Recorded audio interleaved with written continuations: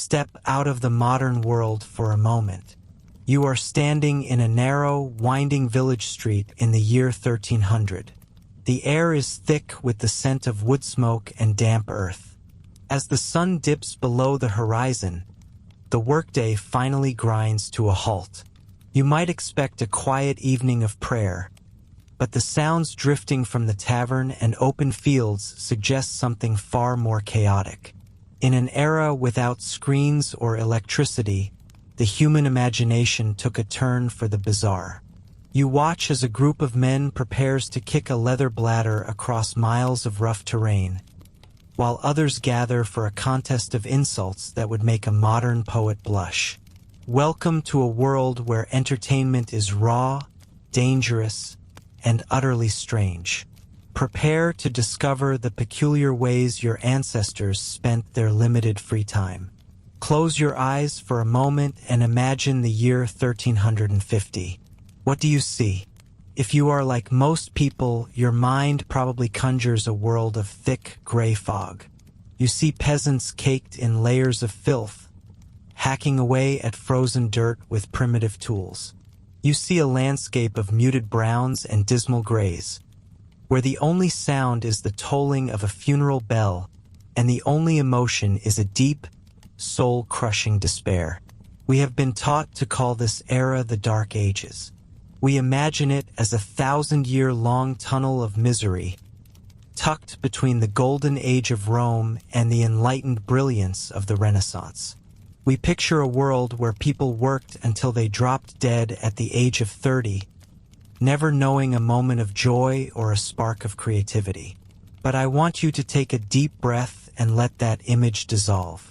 Watch as the gray fog lifts and the muted colors begin to bleed into a vibrant, shocking technicolor. Because the reality of the Middle Ages was not dark. It was loud, it was bright, and, perhaps most surprisingly, it was incredibly fun. You are standing now on a dusty path leading toward a village in the heart of the English countryside. It is midsummer, and the sun is beating down on fields of golden wheat. You are not wearing rags. Instead, you are wearing a tunic of sturdy linen dyed a surprisingly bright yellow with weld weeds gathered from the roadside. Around you, the world is a sensory overload. The village church, which you might expect to be cold, bare stone, is actually painted in garish, brilliant patterns of red, ochre, and white. There are banners fluttering from the tavern, and the smell in the air is not just mud and manure. It is the scent of roasting pork, wild herbs, and the sharp, sweet tang of fermenting ale. You are not here to work. In fact, no one is working today. This is the first thing you need to understand if you want to see the Middle Ages clearly.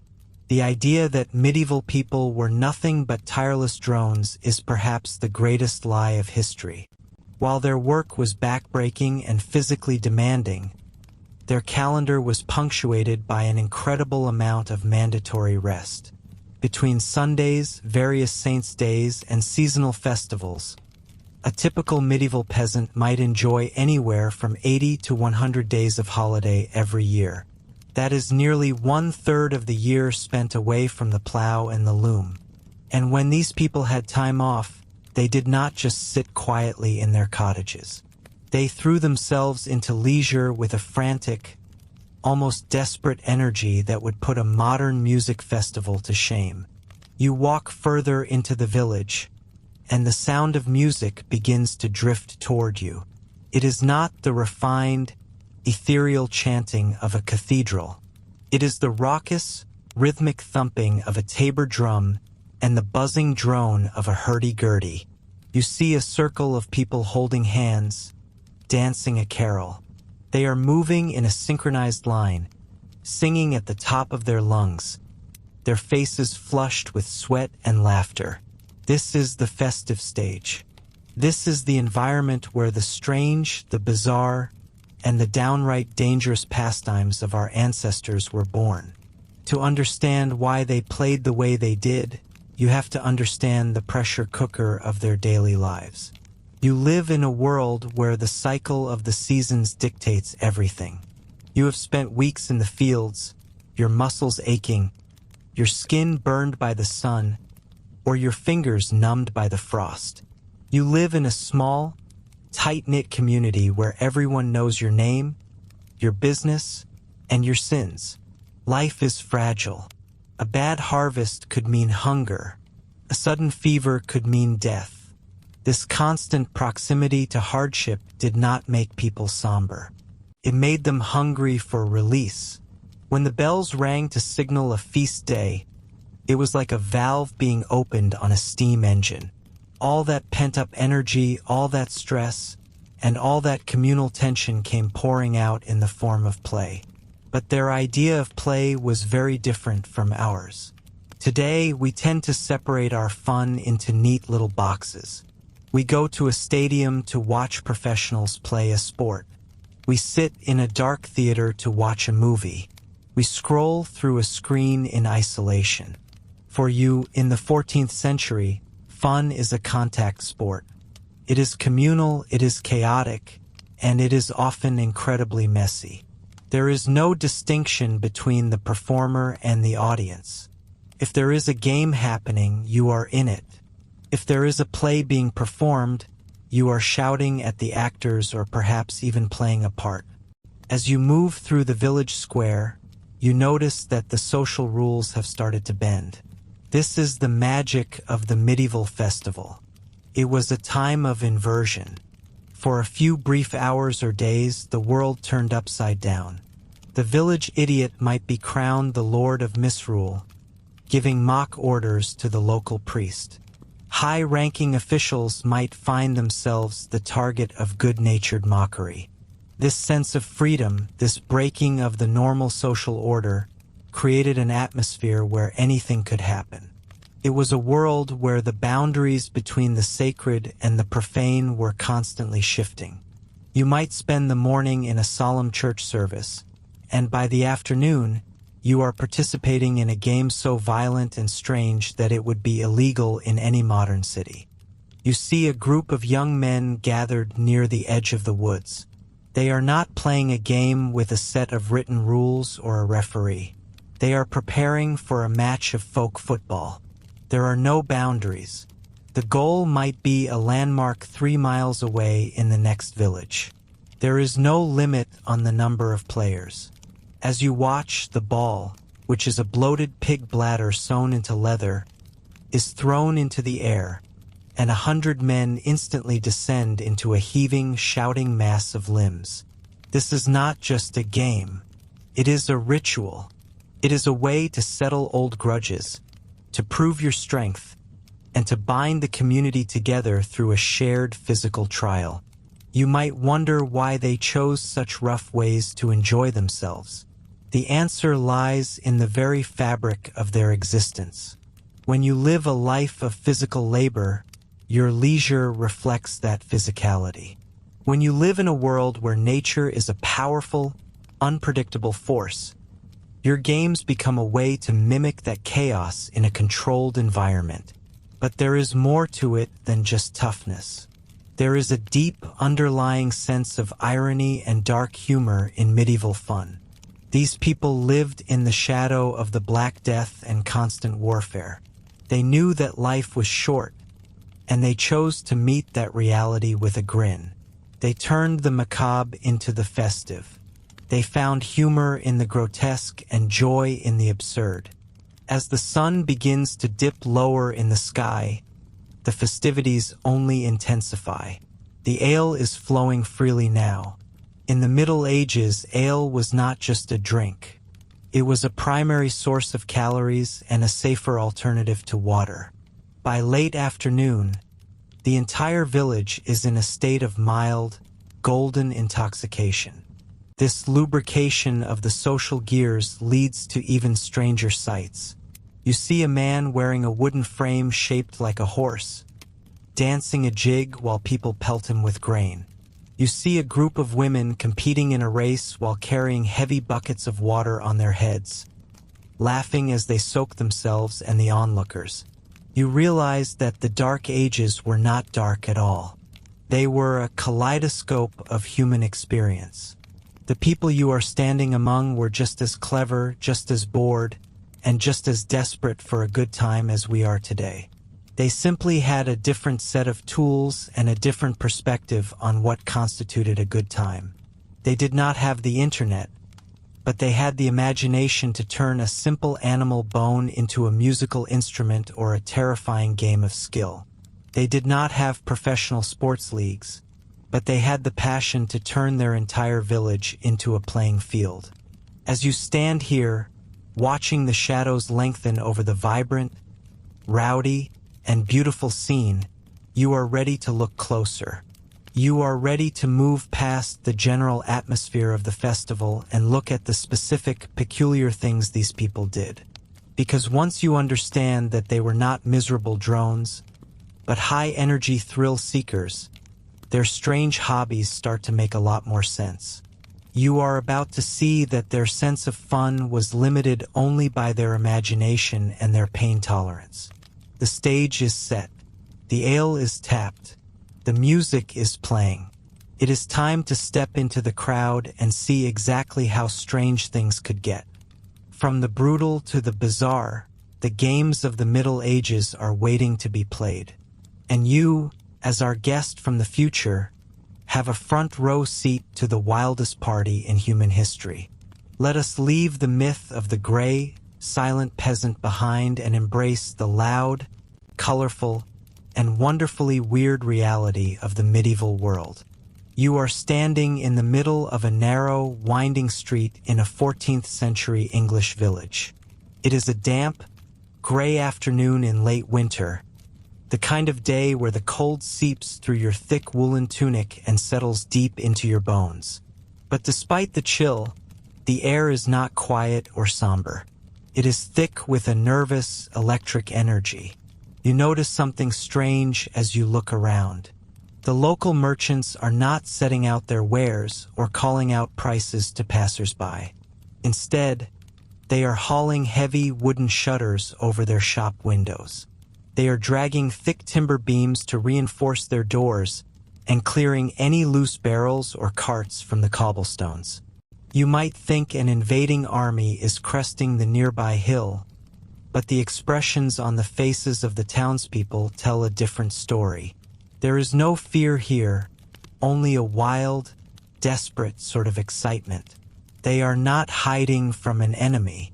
They are preparing for the game.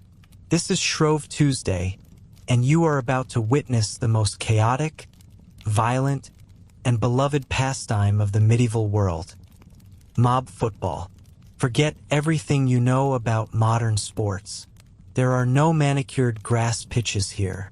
There are no white lines, no jerseys with numbers, and no referees with whistles to stop the action when things get too rough. In this world, the entire town is the pitch, and every man from the age of 16 to 60 is a potential player. You hear a roar rising from the town square, a sound that starts as a low rumble and builds into a deafening wall of noise. You follow the sound, your boots splashing through the churned mud and melting slush. In the center of the square, a large crowd has gathered. It is not just a dozen men. It is hundreds. They are divided into two massive groups, perhaps the inhabitants of the north side of the town against the south, or the leather workers against the blacksmiths. There is no formal uniform, just the rough brown and gray wool of everyday life, with perhaps a colored ribbon tied around an arm to signal an alliance. In the center of this sea of bodies, a man holds up the object of everyone's desire. It is not the sleek, aerodynamic ball of the modern era. It is a pig's bladder, inflated until it is tight and firm, then sewn inside a heavy casing of toughened leather. Sometimes it is stuffed with cork shavings or even moss to give it weight. The man tosses the ball high into the air, and for a heartbeat, there is a collective intake of breath. Then, as the ball descends, the world explodes. You are suddenly caught in the middle of a human tidal wave. This is not a game of skill or graceful footwork. It is a game of brute force and collective will. The goal is simple, yet incredibly difficult to achieve. One team must get that ball to a designated landmark at the far end of the town. It might be the heavy oak door of a specific church, a particular stone bridge, or even a massive tree on the outskirts of the village. There is no set distance. Sometimes the goals are miles apart, separated by forests, streams, and private gardens. You find yourself pushed and shoved as the mass of humanity surges forward. There are no rules against tripping, tackling, or even punching. In fact, those are often the primary tactics. You see a group of men lock arms to form a human battering ram, trying to plow through the opposition. Others are climbing over the shoulders of their neighbors, desperately reaching for the ball as it bobbles above the sea of heads. The sound is overwhelming. It is a cacophony of shouting, grunting, the thud of bodies hitting the ground, and the occasional sharp crack of a bone giving way under the pressure. As the mob moves, nothing is sacred. You watch as the crowd pours through a narrow alleyway, scraping the skin off their elbows against the rough stone walls. They burst through a garden fence, trampling the carefully tended winter vegetables into the mud without a second thought. A group of players plunges into the icy waters of the local stream, the ball splashing between them. They do not care about the freezing temperature or the weight of their sodden clothes. They thrash through the water, grappling with one another, their faces bright red with exertion and the bite of the wind. This is the sport where no one and nothing is safe. If you are a bystander who fails to get out of the way, you will be swept up in the tide. If your house happens to be on the path to the goal, you had better hope your shutters are strong.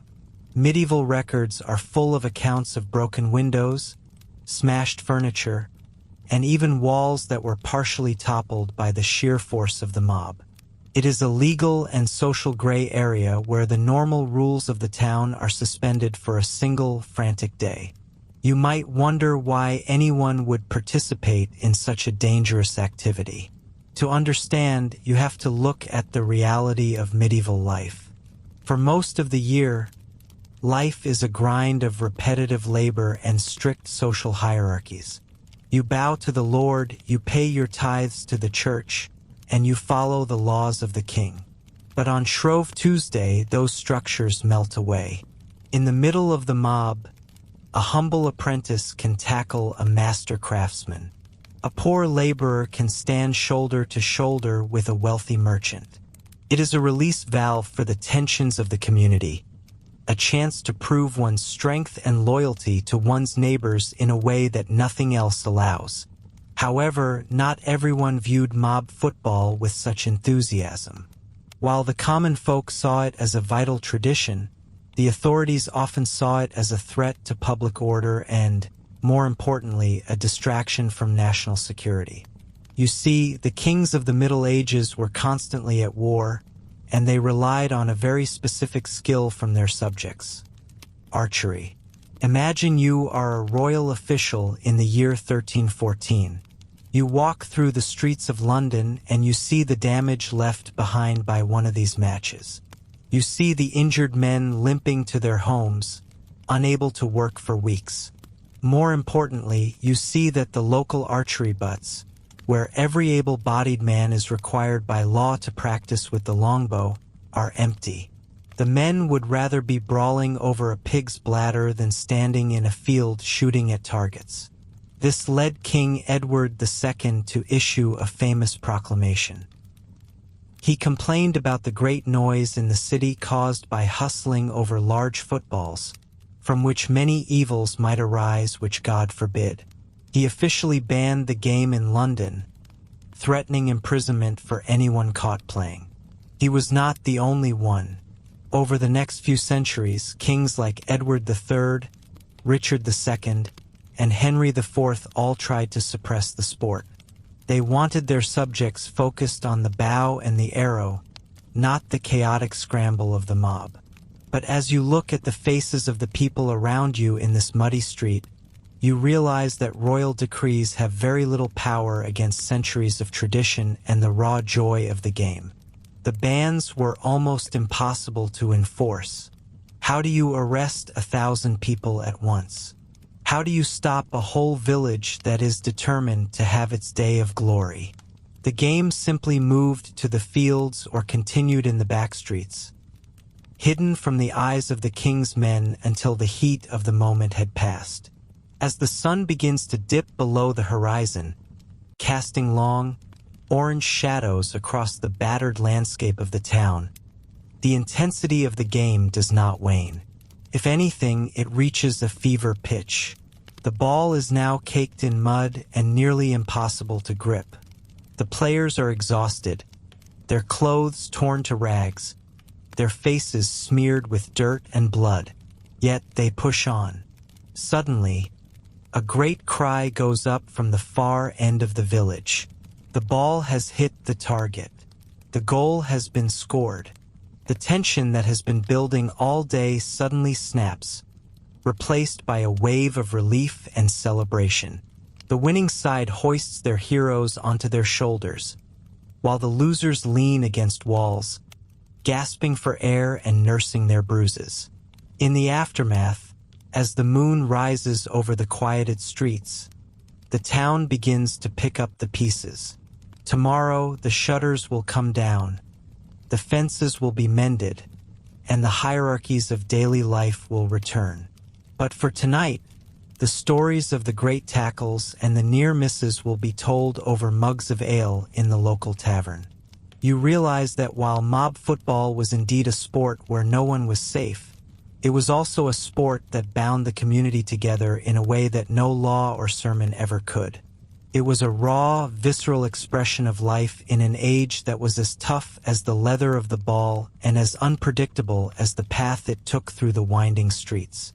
The bruises would fade, but the memory of the chaos would last until the next Shrove Tuesday called the mob back to the streets once more. You pull your wool cloak tighter against the biting wind of late December. The sky over the medieval city is a dull and heavy gray. You have spent the morning dodging frozen puddles and avoiding the heavy wooden carts that rattle over the uneven cobblestones. You are looking for a sanctuary from the cold and a place to rest your weary feet. You find yourself standing before the towering stone facade of the great cathedral. Usually, this place is a fortress of silence and rigid order. It is the heart of the power of the church. It is where the laws of God and man are reinforced every single day through hushed prayers and solemn rituals. But as you push open the massive wooden doors, you do not find the quiet you expected. Instead, a wave of heat and noise hits you like a physical blow. The air inside the nave is thick and heavy. It does not smell of the sweet and woody frankincense that you usually encounter during a high mass. Instead, the air is choked with the smell of roasting sausages and the acrid, stinging smoke of burning old leather.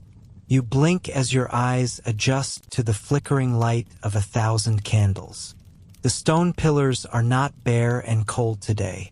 They are draped in colorful rags and bright ribbons that seem to dance in the draft. You realize that you have walked into the middle of the Feast of Fools. This is the one time of the year when the social ladder of the medieval world is kicked over and left to rot in the mud. This is the day when the last become the first and the humble are made mighty. You look toward the high altar and you rub your eyes in disbelief. There is a young man sitting in the ornate throne of the bishop. You recognize him. He is a lowly clerk who usually spends his days cleaning the wax off the floor and carrying heavy books for the scholars. But today he wears a robe that is far too large for his thin frame. The fabric is made of expensive silk, but it is stained with wine and grease. On his head he wears a mitre, the tall hat of a bishop. It sits crooked on his brow, nearly covering one of his eyes. He holds a wooden staff that is topped with the carved head of a donkey. This is the Bishop of Fools. He is the ruler of this day of holy anarchy.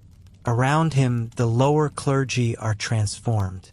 These are the subdeacons and the altar boys who usually stand in the shadows and speak only when they are spoken to. Now they are the masters of the ceremony. Some of them have smeared their faces with black soot or red animal fat to create grotesque masks. Others have put their clothes on backward or are wearing the dresses of their mothers and sisters. They are dancing in the aisles and singing songs that are definitely not found in the hymnals. The melodies are familiar, but the words have been changed to tell dirty jokes and to poke fun at the powerful men who usually run the city. You watch as a group of these men begins a parody of the Mass. This is the heart of the Feast of Fools. It is a spectacle that would be considered a crime on any other day of the year. Instead of chanting the holy verses in a beautiful and synchronized harmony, the men begin to bray like donkeys. You hear the echo of 100 voices shouting hee-haw toward the vaulted ceiling. It is a loud and jarring sound that makes your ears ring. They are performing what the people call the Ass's Mass. A real donkey is led into the center of the church. It is covered in a cloth of gold, and its hooves have been polished until they shine. The animal looks confused by the noise, but the crowd treats it with the mock reverence of a saint. The priest in charge of this strange ritual bows low before the donkey. He offers the animal a tray of oats and a chalice of wine. When the donkey finishes eating, the entire congregation erupts in another round of braying. You see people laughing so hard that they have to lean against the stone walls for support. You move deeper into the cathedral, passing by the choir stalls. Usually, this is where the most respected singers stand to praise the divine. Today, it has been turned into a banquet hall of the absurd. You see men in holy robes playing games of dice on the very tables where the bread of the sacrament is usually prepared. They are eating blood puddings and greasy meat pies. They are drinking wine straight from the jugs and letting it spill down their chins. They offer you a piece of bread, but when you reach for it, they pull it away and bark like dogs. It is a world of total reversal. Why does the church allow this to happen? You wonder this as you watch a subdeacon pretend to give a sermon while standing on his head. The answer lies in the pressure of medieval life.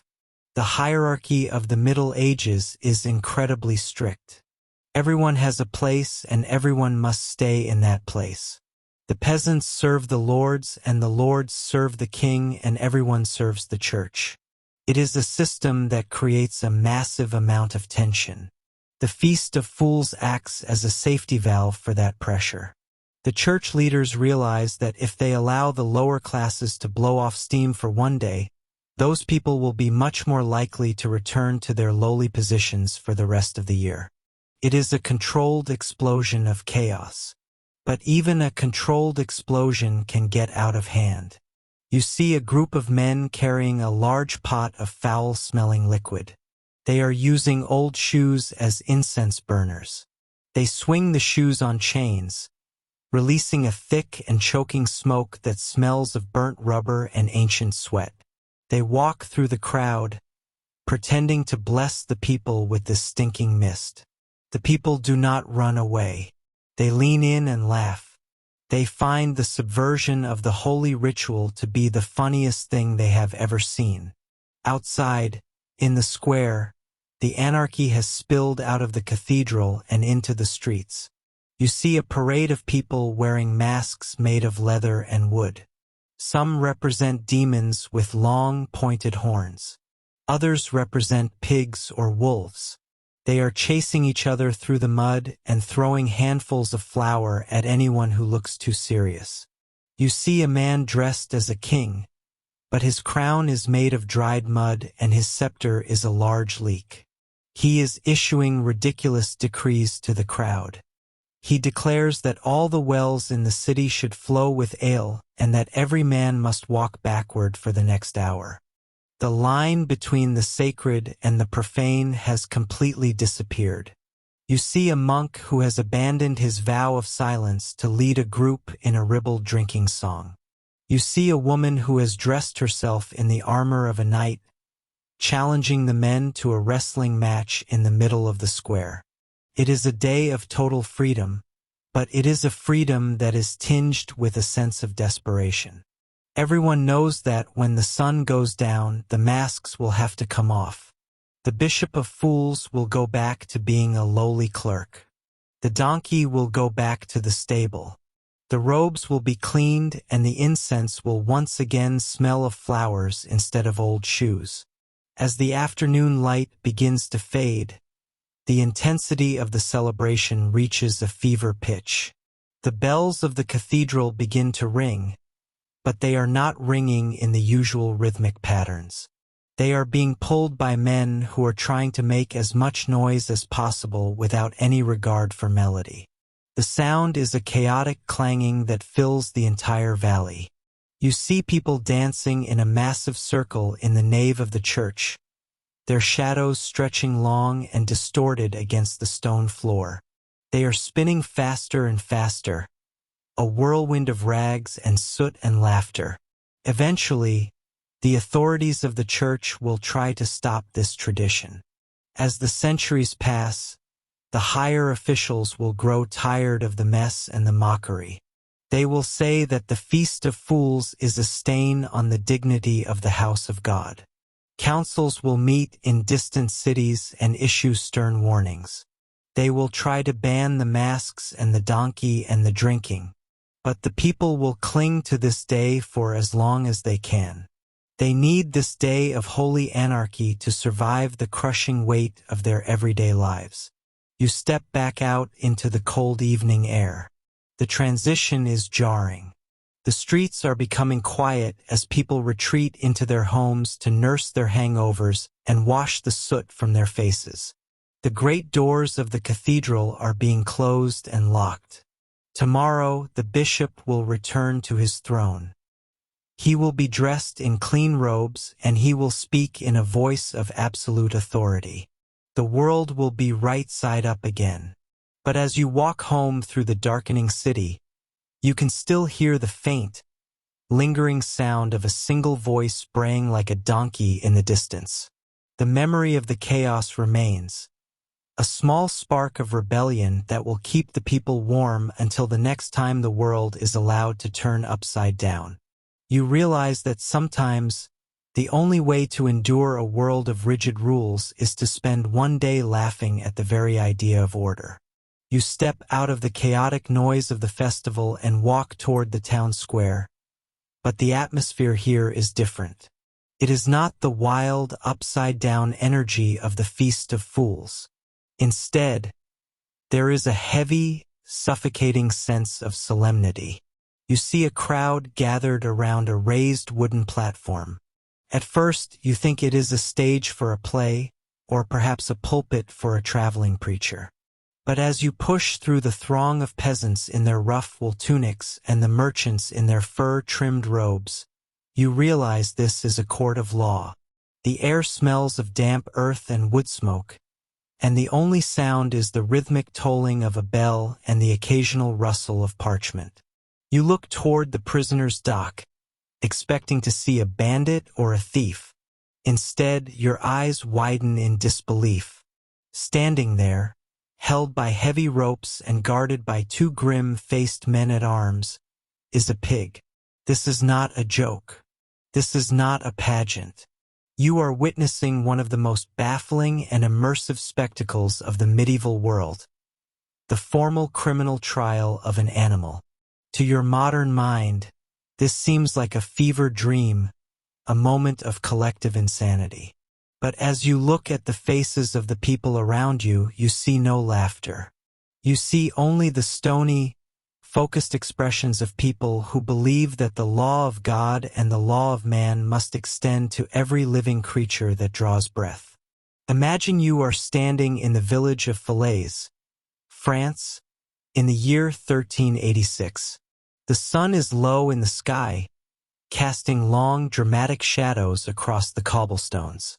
The pig before you is a large sow, and she is dressed in human clothes. She wears a new pair of breeches and a small coat, and a pair of gloves has even been fastened to her front hooves. She stands accused of a horrific crime, the killing of a human infant.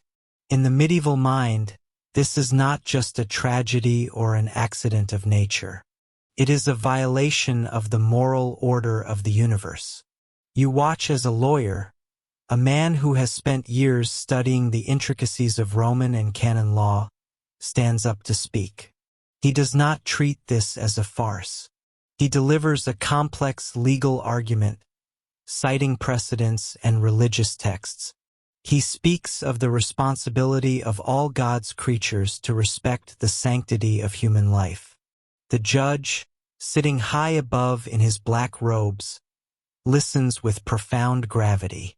Witnesses are called forward. A local farmer testifies about the sow's temperament. A grieving mother weeps as she describes the scene of the crime. You might wonder why they are doing this. Why waste the time of a judge, a prosecutor, and a defense attorney on a farm animal? For the people standing next to you, the answer is simple. They believe in a world where everything has its place. If a creature disrupts that place through violence, the balance of the world is broken. The trial is a way to restore that balance. It is a way to tell the community, and perhaps to tell God himself, that the law is absolute. Even a pig must be held accountable for its soul. As the trial reaches its climax, the judge pronounces the sentence. The sow is found guilty. She is sentenced to be mangled and then hanged by her hind legs until dead. You watch as the executioner steps forward. This is the entertainment of the day, a dark and visceral spectacle that reinforces the power of the state and the church. It is a public ritual that reminds every person in the crowd that no one, and nothing, is above the law. But the medieval obsession with legalizing nature did not stop with large animals like pigs or cows. As you travel further into the countryside, you might encounter a very different kind of legal drama. Imagine you are in a lush valley in Switzerland or the vineyards of France. The local farmers are distraught. Their crops are being devoured by a plague of locusts, or perhaps by weevils that are turning the grapes to rot. In a modern world, you would look for pesticides or accept the loss as an act of nature. But in the Middle Ages, you go to the bishop. You follow a procession of villagers to the steps of the local cathedral. They are not asking for a miracle alone. They are asking for a lawsuit. This is what was known as an ecclesiastical trial. Because you cannot easily arrest a swarm of insects and put them in a jail cell, the church handles the matter. You watch as the priest steps forward and reads a formal summons to the insects. He commands the locusts to appear in court on a specific date to answer for the damage they have caused to the community.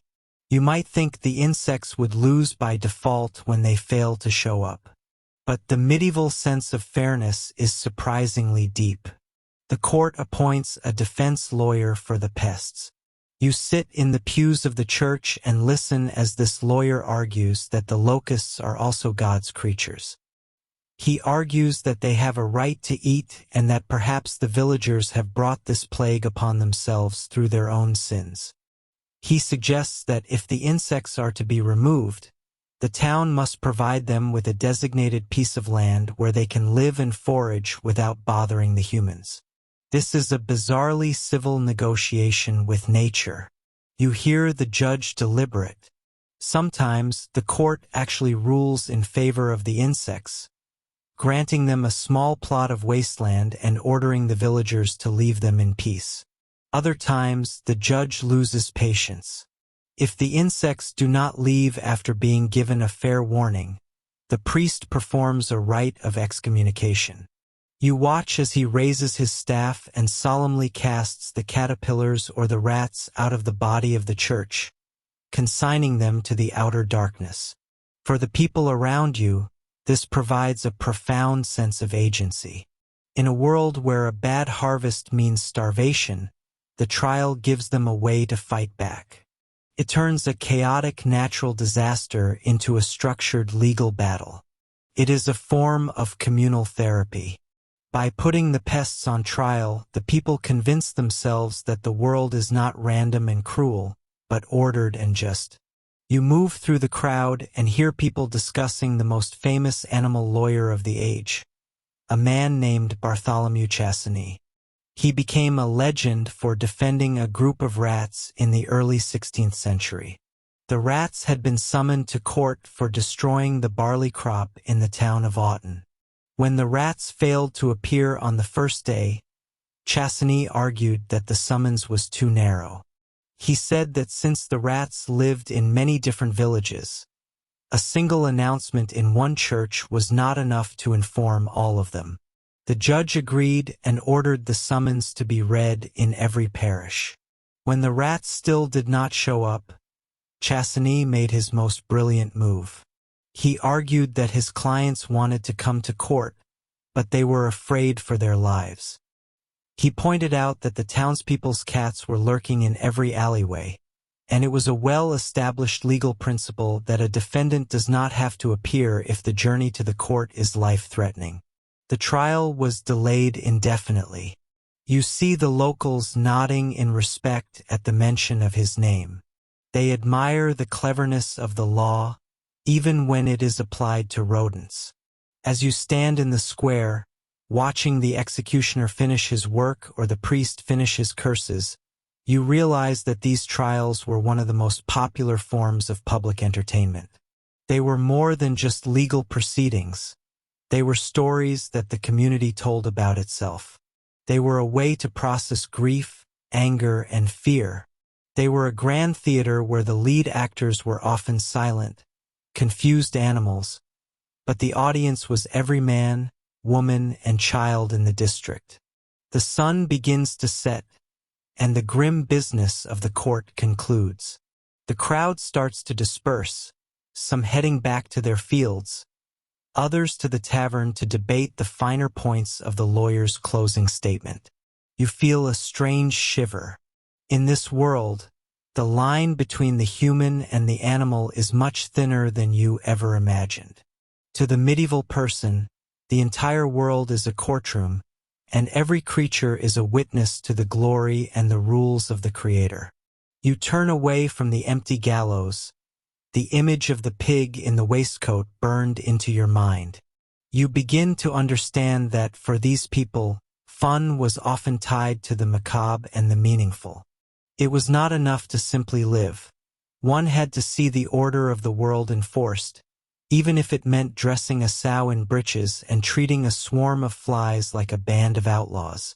The bell tolls one last time, signaling the end of the day's judgments. As the twilight deepens, you follow the sound of distant music and the smell of roasting meat.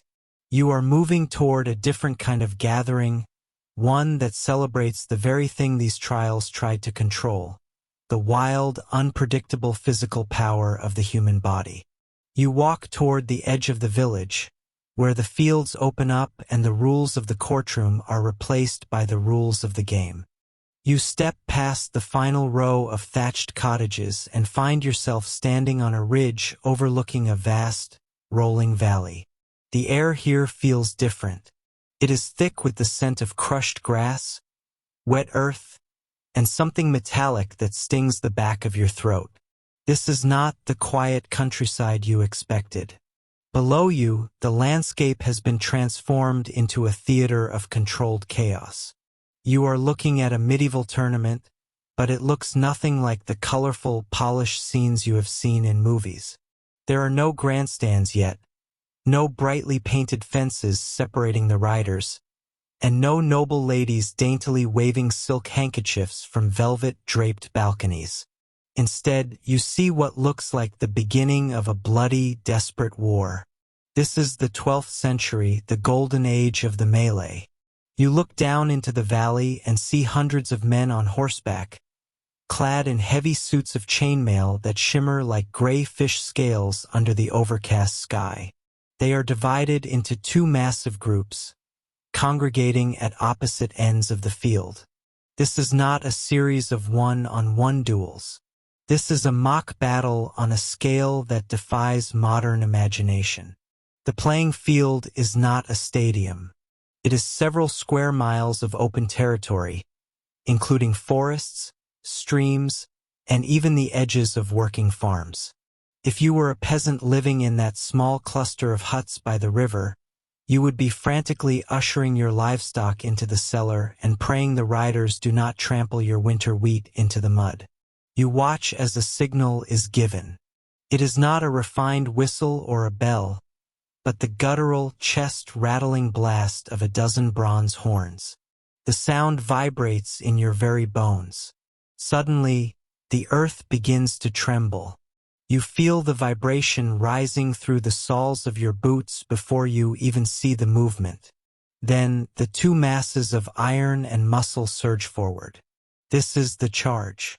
Hundreds of war horses, each weighing over 1,000 pounds, accelerate into a gallop. The noise is deafening. It is a cacophony of thundering hooves, the rhythmic clinking of mail, and the shouts of men calling out their family names or the names of their lords.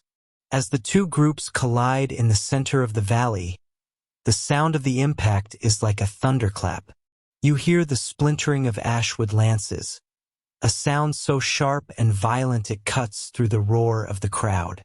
Men are thrown from their saddles as if they were ragdolls. You see a knight in a flat-topped iron helmet take a direct hit to the chest. He is lifted clean off his horse and sent spinning into the dirt.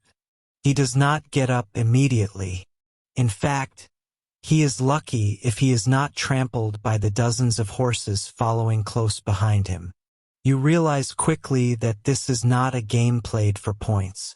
It is a game played for survival and profit. You see a group of 4 knights work together to corner a single opponent. They are not interested in a fair fight. They surround him, battering his shield with heavy broadswords and maces until his arm goes numb and he can no longer defend himself. They grab his horse by the bridle and drag him toward a designated area on the outskirts of the field known as the refuge.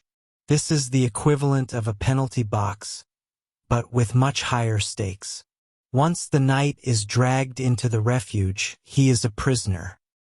He must promise to pay a ransom to his captors, often a sum that equals a year of income, or forfeit his expensive horse and his suit of armor. For a young landless knight, losing a tournament means absolute financial ruin. Winning, however, means wealth, fame, and the chance to catch the eye of a powerful earl. You move closer to the edge of the action, shielding your eyes from the dust kicked up by the melee. The air is so thick with grit that you can taste the dirt. You see a knight nearby who has paused to catch his breath. His helmet is dented, and blood is trickling from a cut on his forehead, mixing with the sweat and grime on his face. He is laughing. To him, and to the thousands of spectators lining the ridges around the valley, this is the ultimate form of entertainment. It is the highest adrenaline rush available in the medieval world. It is a way to practice the skills of war without the political consequences of an actual invasion, though the physical consequences are often identical.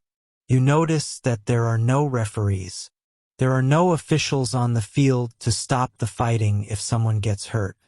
If a man falls and breaks his leg, he has to hope his squires can reach him before he is crushed. Death is a frequent guest at these events.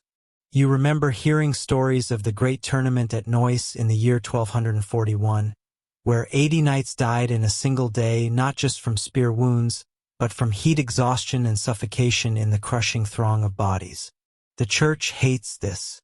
You recall the proclamations from the Pope, calling these tournaments detestable markets where men sell their souls for vanity. The church has even threatened to deny a Christian burial to anyone who dies in a tournament. But as you look around at the cheering crowds and the fierce joy on the faces of the combatants, you realize that the threat of hell is nothing compared to the allure of glory on the field. The melee continues for hours. It is a grueling test of endurance. You see knights retreating to the sidelines to have their armor hammered back into shape or to switch to a fresh horse before plunging back into the fray. There is a strange etiquette to the violence. You see two men who were trying to kill each other 5 minutes ago now sharing a skin of wine during a brief lull in the fighting. They are professionals. This is their business.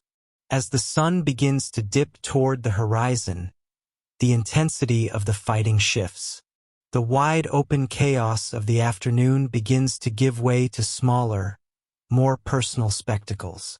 You see the beginnings of what will eventually become the joust. A few knights, still high on the thrill of the day, challenge one another to individual runs. They want to show off their precision now that the brute force of the melee has worn down their rivals. This is the transition point in history. The wild, sprawling, and incredibly dangerous melee is slowly being tamed into the structured, choreographed sport that will dominate the later Middle Ages. You walk along the perimeter of the valley as the dust begins to settle.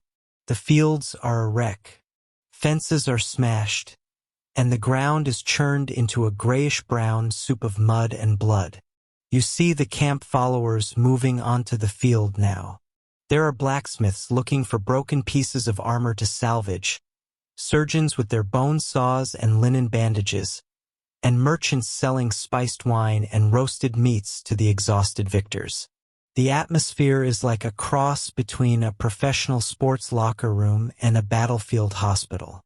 You find yourself standing near a group of squires who are unlacing their master's armor. The sound of the heavy metal plates hitting the ground is a rhythmic thud, thud, thud. You see the purple bruises and the raw, chafed skin beneath the padding. One knight is complaining about a tooth he lost when a mace clipped his jaw, but he is already bragging about the 3 horses he captured during the day. He calculates the ransom he will collect, enough to buy a new destrier and perhaps even a silk cloak for his wife. This was the medieval idea of a perfect Saturday. It was a spectacle of raw power, a place where the lines between sport and slaughter were so thin they were almost invisible. It was strange, it was lethal, and to the people of this time it was the most beautiful thing they had ever seen.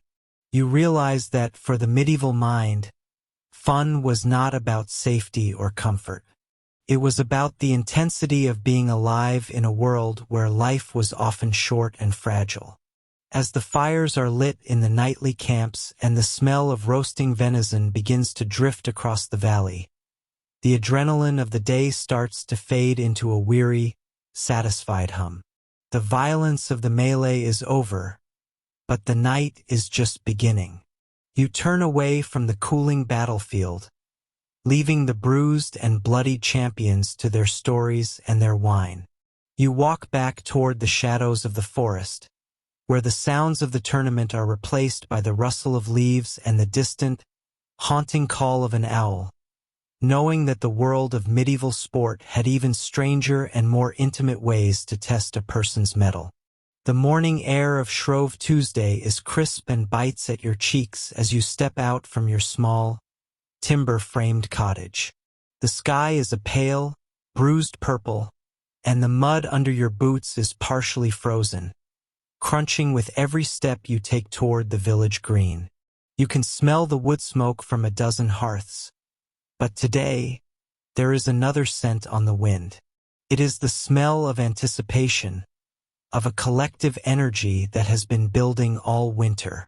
This is the final day of indulgence before the long, somber weeks of Lent begin. Tomorrow, the meat will be gone, the laughter will be hushed, and the church bells will call you to a season of penance. But today, the village is alive with a frantic, desperate sort of joy. As you walk, you see your neighbors carrying heavy, weighted sticks. These are not walking canes or tools for the field. They are balanced and polished, smoothed by years of use. In the distance, you hear a sound that pierces through the low chatter of the crowd. It is the sharp, defiant crow of a rooster. You follow the sound until you reach the center of the common, where a large circle has already been cleared in the frosted grass. In the middle of that circle stands a stout wooden stake driven deep into the earth. And tied to that stake by a short length of twine is a large, colorful cockerel. You are witnessing one of the most popular and peculiar pastimes of the medieval and early modern world. To you, it might look like a scene of senseless cruelty. To the people standing around you, it is a tradition as essential to Shrove Tuesday as the pancakes they ate for breakfast. This is the sport of cock-throwing. You watch as a man steps forward, his boots sinking into the soft earth. He reaches into a leather pouch at his waist and pulls out a few copper coins, handing them to the owner of the bird. In exchange, he is handed 3 of those weighted sticks known as steels. He takes his place at a marked line, perhaps 20 yards from the stake. The crowd falls silent, the only sound the rustle of the wind and the confused clucking of the rooster as it tugs at its tether. The bird is beautiful, with shimmering green feathers in its tail and a bright red comb that shakes as it scans the perimeter of its small, deadly world. The man narrows his eyes, balances the first stick in his palm, and heaves it with all his might. The wood whistles through the air, a spinning blur of brown against the gray sky. It strikes the ground just inches from the bird, kicking up a spray of dirt and ice. The rooster leaps into the air, wings flapping frantically, but the cord snaps it back to the ground. The crowd lets out a collective groan of disappointment. The man adjusts his stance and throws the second stick. This one goes wide, tumbling harmlessly into the grass. Finally, with his third attempt, the stick connects. There is a sickening thud as the wood strikes the bird's breast. The rooster collapses, its wings splayed out in the mud. The man does not wait. He sprints forward, his heart pounding. The rules are simple. If you can knock the bird down and catch it before it manages to struggle back to its feet, the bird is yours. You can take it home to your wife for the evening feast, or you can sell it for a profit. But this bird is resilient. Before the man can cover half the distance, the rooster is up again, shaking its head and ruffling its feathers, though it now limps in a tight circle. The man slows to a stop, his face flushed with frustration. He has lost his coins, and the next person in line is already stepping up to the mark. You might wonder how a culture could find such a thing entertaining. To understand, you have to look at the world through their eyes. In the medieval mind, animals were not pets in the way we think of them today. They were resources, symbols, and sometimes even moral lessons. The rooster was a particularly loaded symbol. In the Christian tradition, the cock was the bird that crowed 3 times after Peter denied Jesus. For many, the bird represented a form of betrayal or pride that needed to be punished. By throwing sticks at the bird, the villagers felt they were symbolically castigating the sins of the flesh before entering the holy season of Lent. There was also a political edge to this brutality. In England, the rooster was often seen as a symbol of the French. The Latin word Gallus can mean both an inhabitant of Gaul and a rooster. Therefore, for an English peasant, pelting a cock with sticks was a way to express a sort of mocking, casual patriotism. It was a safe way to vent frustrations against an old enemy across the sea. But as you stand there in the crowd, you see that the reasons are often much simpler. Life in a medieval village is hard, repetitive, and often governed by strict social hierarchies. On Shrove Tuesday, those hierarchies are briefly suspended. The day is a festival of misrule. You see the local schoolmaster standing next to a common laborer, both of them cheering as a young boy takes his turn at the line. Even the children are encouraged to play. In many towns, schoolmasters would provide the birds for their students as a reward for their studies. It was seen as a way to build hand-eye coordination and to toughen the spirit. The sport had many variations. Sometimes the bird would be placed inside an earthenware pot, with only its head and neck protruding through a hole in the top. The players would then take turns throwing stones or sticks at the pot. The first person to shatter the clay and kill the bird would win the prize. Other times, the bird was not tied to a stake but was instead chased through the streets in a game called cock thrashing, where the participants were blindfolded and swung sticks wildly at the sound of the bird's wings. As the afternoon wears on, the atmosphere on the green grows more chaotic. The smell of ale is heavy in the air now, and the betting has become more intense. People are not just betting on who will hit the bird, but on how many hits it can survive. The endurance of the creature becomes a source of dark fascination. You see a group of men arguing over the merits of different types of steels, debating whether a shorter, thicker stick is better for a direct kill or if a longer, thinner one provides more accuracy. It is a scene of immense physical noise. The shouting of the bettors, the thud of the sticks hitting the frozen ground, the laughter of children running between the legs of the adults, and the constant rhythmic crowing of the birds that have yet to be tied to the stake.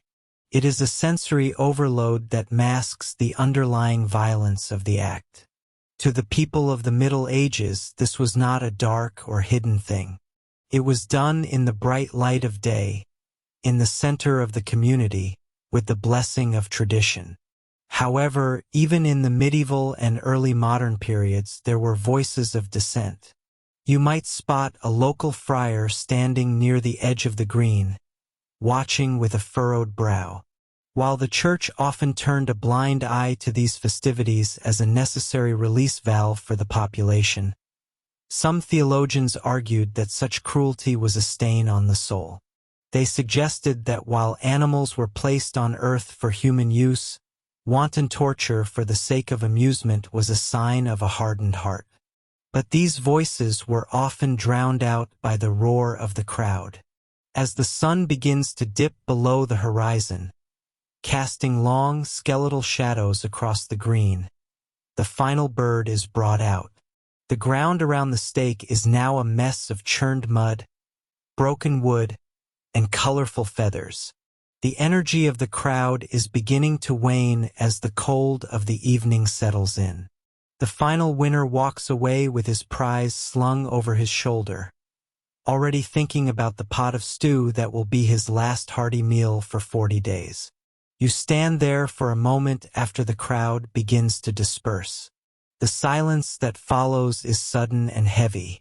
The village green, which just an hour ago was a theater of noise and movement, is now empty. This strange, brutal pastime would persist for centuries, surviving through the Reformation and well into the 1800s. It would take a fundamental shift in how humans viewed their relationship with the natural world for cock-throwing to finally be seen as an outrage rather than a sport. By the time the Victorian era arrived, the practice was largely banned, replaced by more civilized versions of Shrove Tuesday celebrations, like the pancake races that still exist today. But as you walk back toward your home in the deepening gloom, the memory of the thud of the stick and the flash of the rooster's wings stays with you. It is a reminder that the past is a foreign country, a place where the lines between celebration and cruelty were blurred, and where a simple bird could become the focal point for all the frustrations, superstitions, and joys of a village on the brink of spring. The world of medieval fun was not always one of songs and dances. Sometimes, it was found in the mud of a village green, in the tension of a thrown stick, and in the strange, harsh traditions that bound a community together before the long silence of Lent took hold. You reach your door and step inside, the warmth of the fire a welcome relief from the biting air, leaving the shadows of the green behind you. Romance as a strategy sport. You step through the heavy oak doors of the great hall, and the transition is immediate. The damp, biting air of the outside world is replaced by a thick, heavy warmth that smells of burning beeswax, expensive imported spices, and the faint, sweet scent of rushes strewn across the floor. This is not the world of the peasant or the merchant. This is the inner sanctum of the nobility, a place where survival is no longer the primary concern. Here, the struggle is not against hunger or the elements, but against boredom and social standing. You find yourself in the middle of a grand, intricate performance. You are not just a guest. You are a player in a game that is as rigorous as any tournament and as dangerous as any skirmish on the borderlands. This is the world of courtly love, and you are about to discover that in the 12th and 13th centuries, romance was less about the heart and more about the head. It was a strategy sport designed to refine the soul and pass the long, candlelit hours of the winter months. As you move deeper into the hall, you notice that the social dynamics are unlike anything you have seen before. In the town square, men and women interacted with a certain blunt practicality. But here there is a choreographed distance.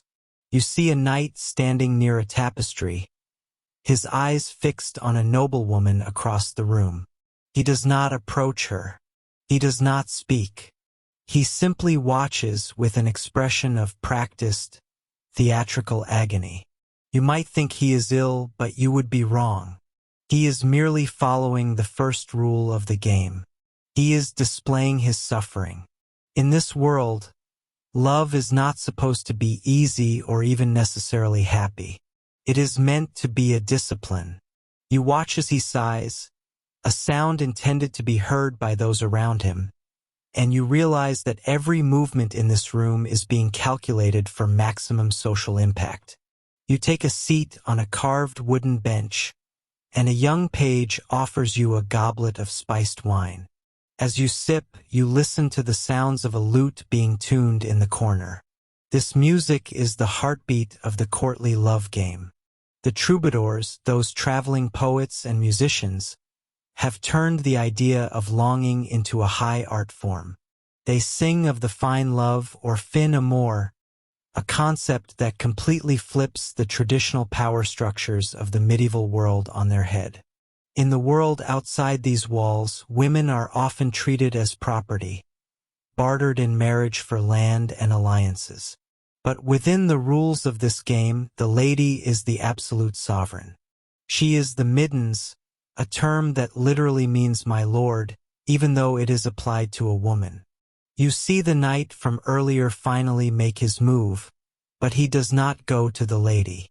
Instead, he approaches her husband, the count, and offers a deep, respectful bow. This is the central paradox that makes the game so thrilling and so strange. The object of affection is almost always married to someone else.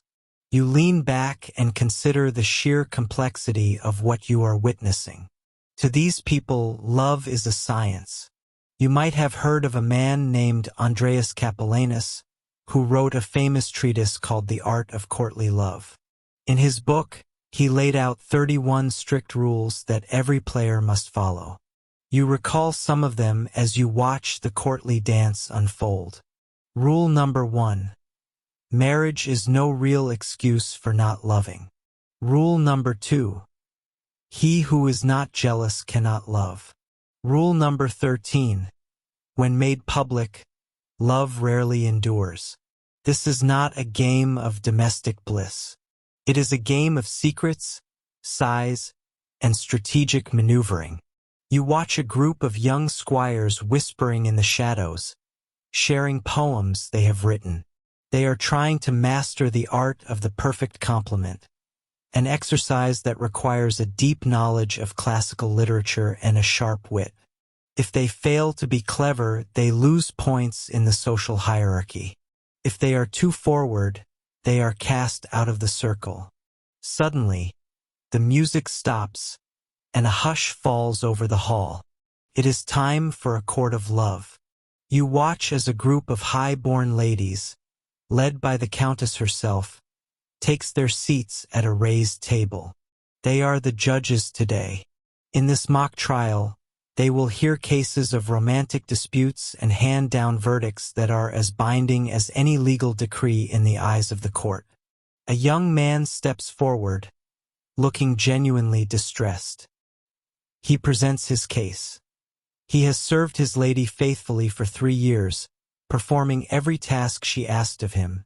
Yet she has recently shown favor to another knight who has done half the work. He asks the court for a ruling. You listen, fascinated, as the ladies debate the nuances of his service. They discuss whether the second knight's charm outweighs the first knight's longevity.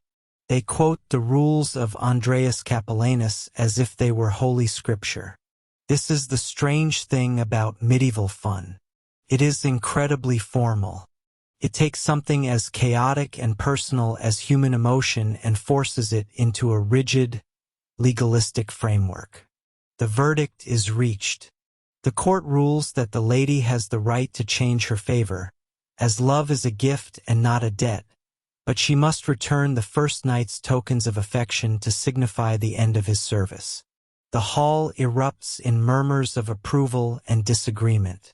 You realize that this isn't just a way to kill time. It is a way for these noble women to exercise real power in a world that usually denies it to them. In the court of love, they are the ones who define the rules of engagement.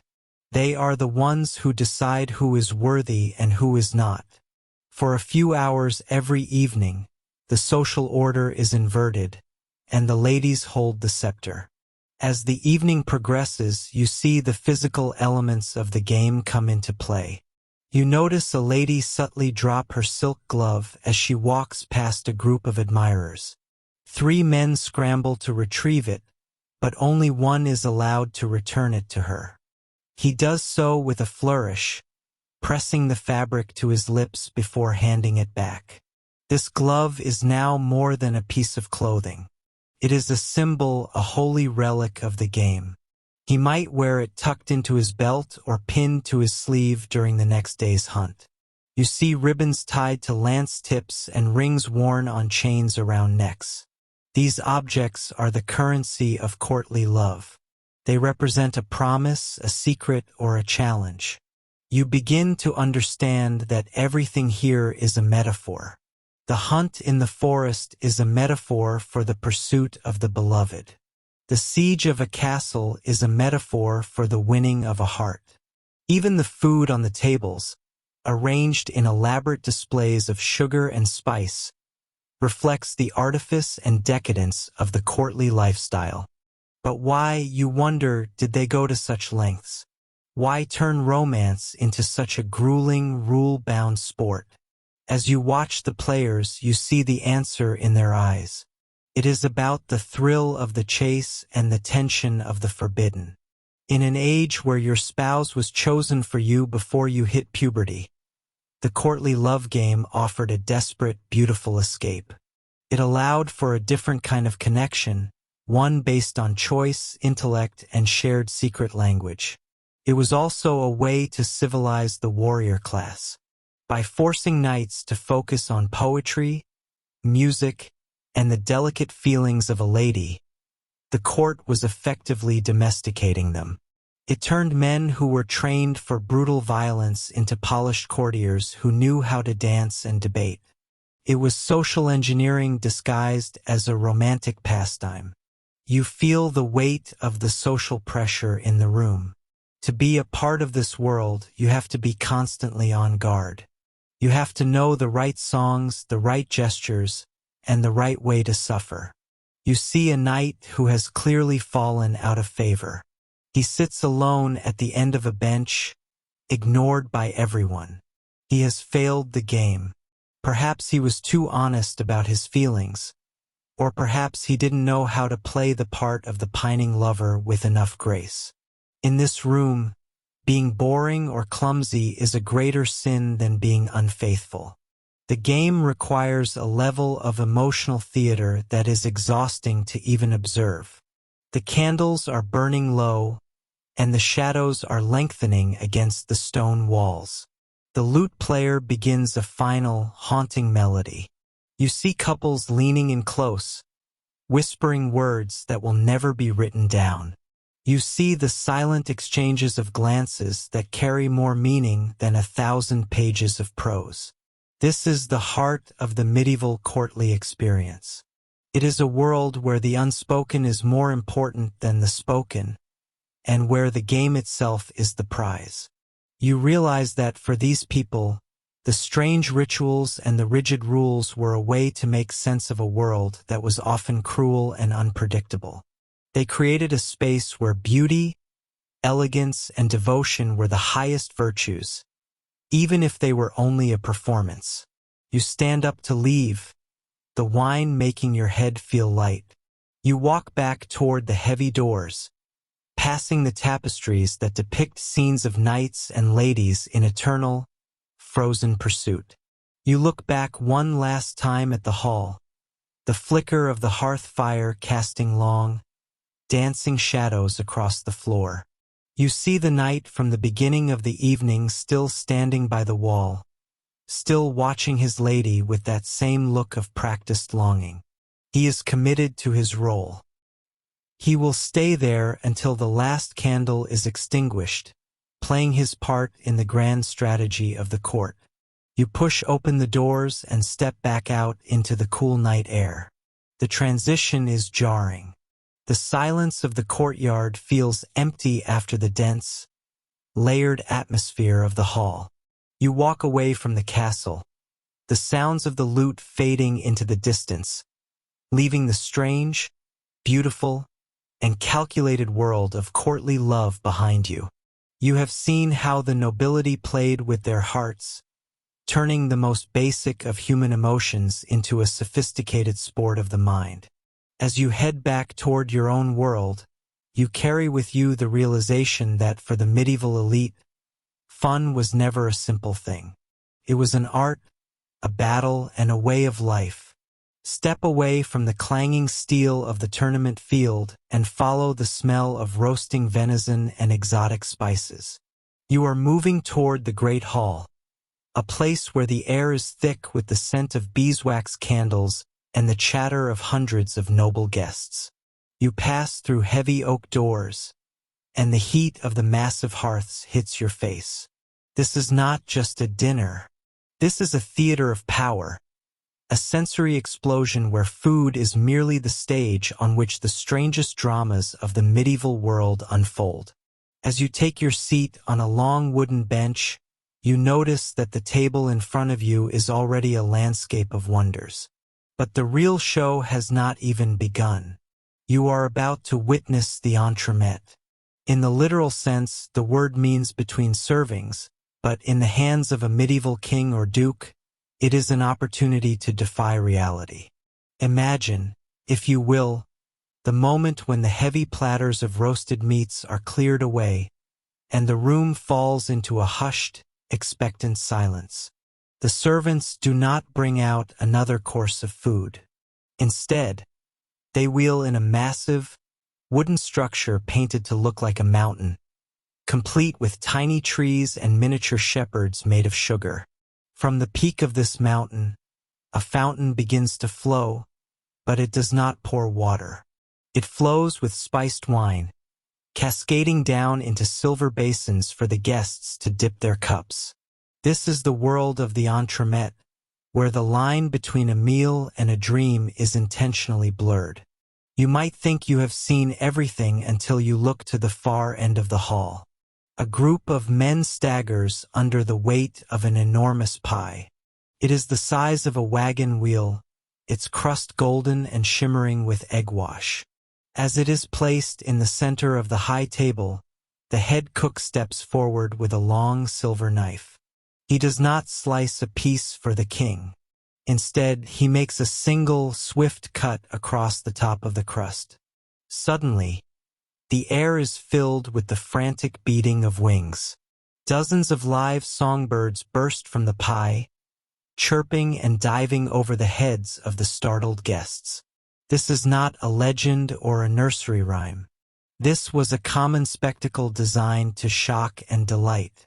The birds were tucked into the hollow crust at the very last second, safe from the heat, just to provide those few seconds of chaotic joy. You watch as the ladies of the court laugh and duck, reaching up to catch the tiny creatures as they flutter toward the rafters. But the medieval imagination did not stop at birds. As you continue your journey through this evening of wonders, the scale of the spectacles grows. You see a massive ship, fully rigged with silk sails and silver ropes, gliding across the floor on hidden wheels. It is manned by children dressed as sailors who toss orange peels and sweetmeats to the crowd. This is not just about fun. It is about showing you that the host has the wealth to command artists, engineers, and thousands of hours of labor just for a moment of fleeting beauty. You find yourself leaning forward as the next marvel arrives. It is a mechanical lion, nearly life-sized, its fur made of dyed wool and its eyes gleaming with polished glass. It walks with a jerky, clicking rhythm, powered by a complex system of gears and pulleys hidden within its chest. When it reaches the king, it stops, bows its head, and its chest opens to reveal a cluster of lilies, the symbol of the French monarchy.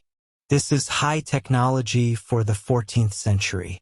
It is a world where people are obsessed with the boundary between the natural and the artificial.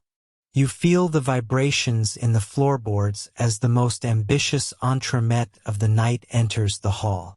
It is a literal castle, built of wood and plaster, tall enough that its battlements brush against the hanging tapestries. Inside the castle, a full choir of musicians is hidden. You hear the ethereal sound of lutes and flutes echoing from within the stone walls. As the music swells, the castle gates open, and a group of actors emerges to perform a scene from a popular romance. They are dressed in shimmering silks, their faces painted white, moving like living statues in the flickering torchlight.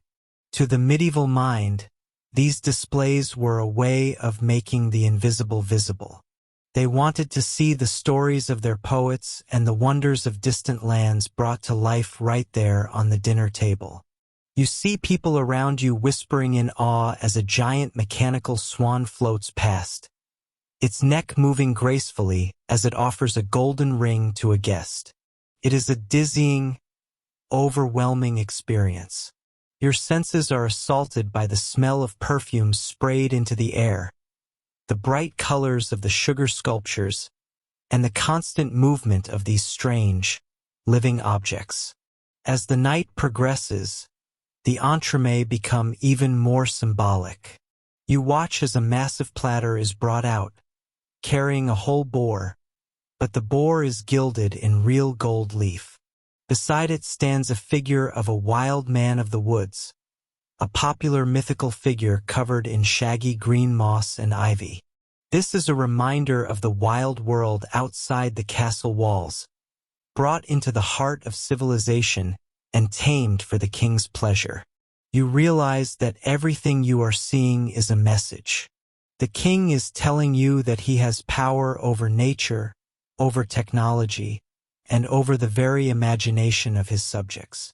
One of the most famous examples of this kind of spectacle occurred in 1378, during a banquet hosted by King Charles V of France.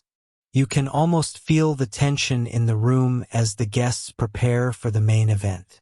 A massive wooden ship is rolled in, representing a crusader vessel. On the other side of the hall, a miniature city of Jerusalem is constructed. The guests watch as a mock battle takes place right in front of them, with actors climbing ladders and storming the walls. It is a historical reenactment performed as a dinner show, a way for the king to link his own reign to the grand crusades of the past. You might wonder how the cooks managed to pull this off. Beneath the floor of the Great Hall, a literal army of craftsmen is working in the dark. Carpenters, blacksmiths, painters, and pastry chefs are all collaborating to ensure that the timing is perfect. If the birds fly too early, the surprise is ruined. If the mechanical lion stalls, the king is embarrassed. The stakes are incredibly high. These men are the special effects artists of the Middle Ages, using every trick in their arsenal to create a sense of magic. The use of sugar in these displays is particularly striking. In your time, sugar is a common pantry staple, but for the people in this hall, it is a precious spice, more expensive than some jewels. You see a sculptor carefully carving a scene of a forest out of white sugar paste. Every leaf and every tiny deer is rendered with incredible detail. It is a display of pure, disposable wealth. To create something so beautiful only for it to be broken apart and eaten at the end of the night is the ultimate statement of luxury. As the final entremet of the evening approaches, you see the famous Feast of the Pheasant in your mind's eye, hosted by the Duke of Burgundy in 1454. This was perhaps the peak of the tradition. Imagine a table where one of the decorations is a church, complete with a ringing bell and 4 singers inside. Next to it, a massive pie contains 28 live musicians playing different instruments. It is an orchestra encased in pastry. You can hear the muffled sounds of the trumpets and lutes coming from under the crust, a surreal and haunting melody that fills the hall. The evening draws to a close as the final sugar sculptures are distributed among the guests. You take a small piece of a sugar castle, feeling its grainy texture on your tongue. The mechanical wonders are wheeled away.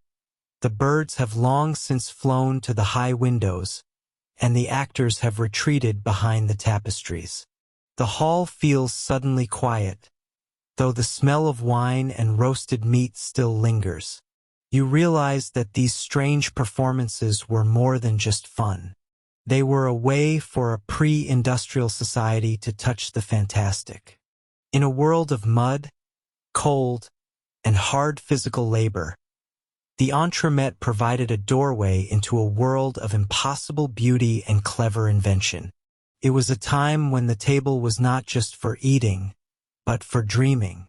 As you leave the hall and step back out into the cool night air, the flickering torches casting long shadows behind you, you carry with you the memory of the birds in the pie and the lions made of gears.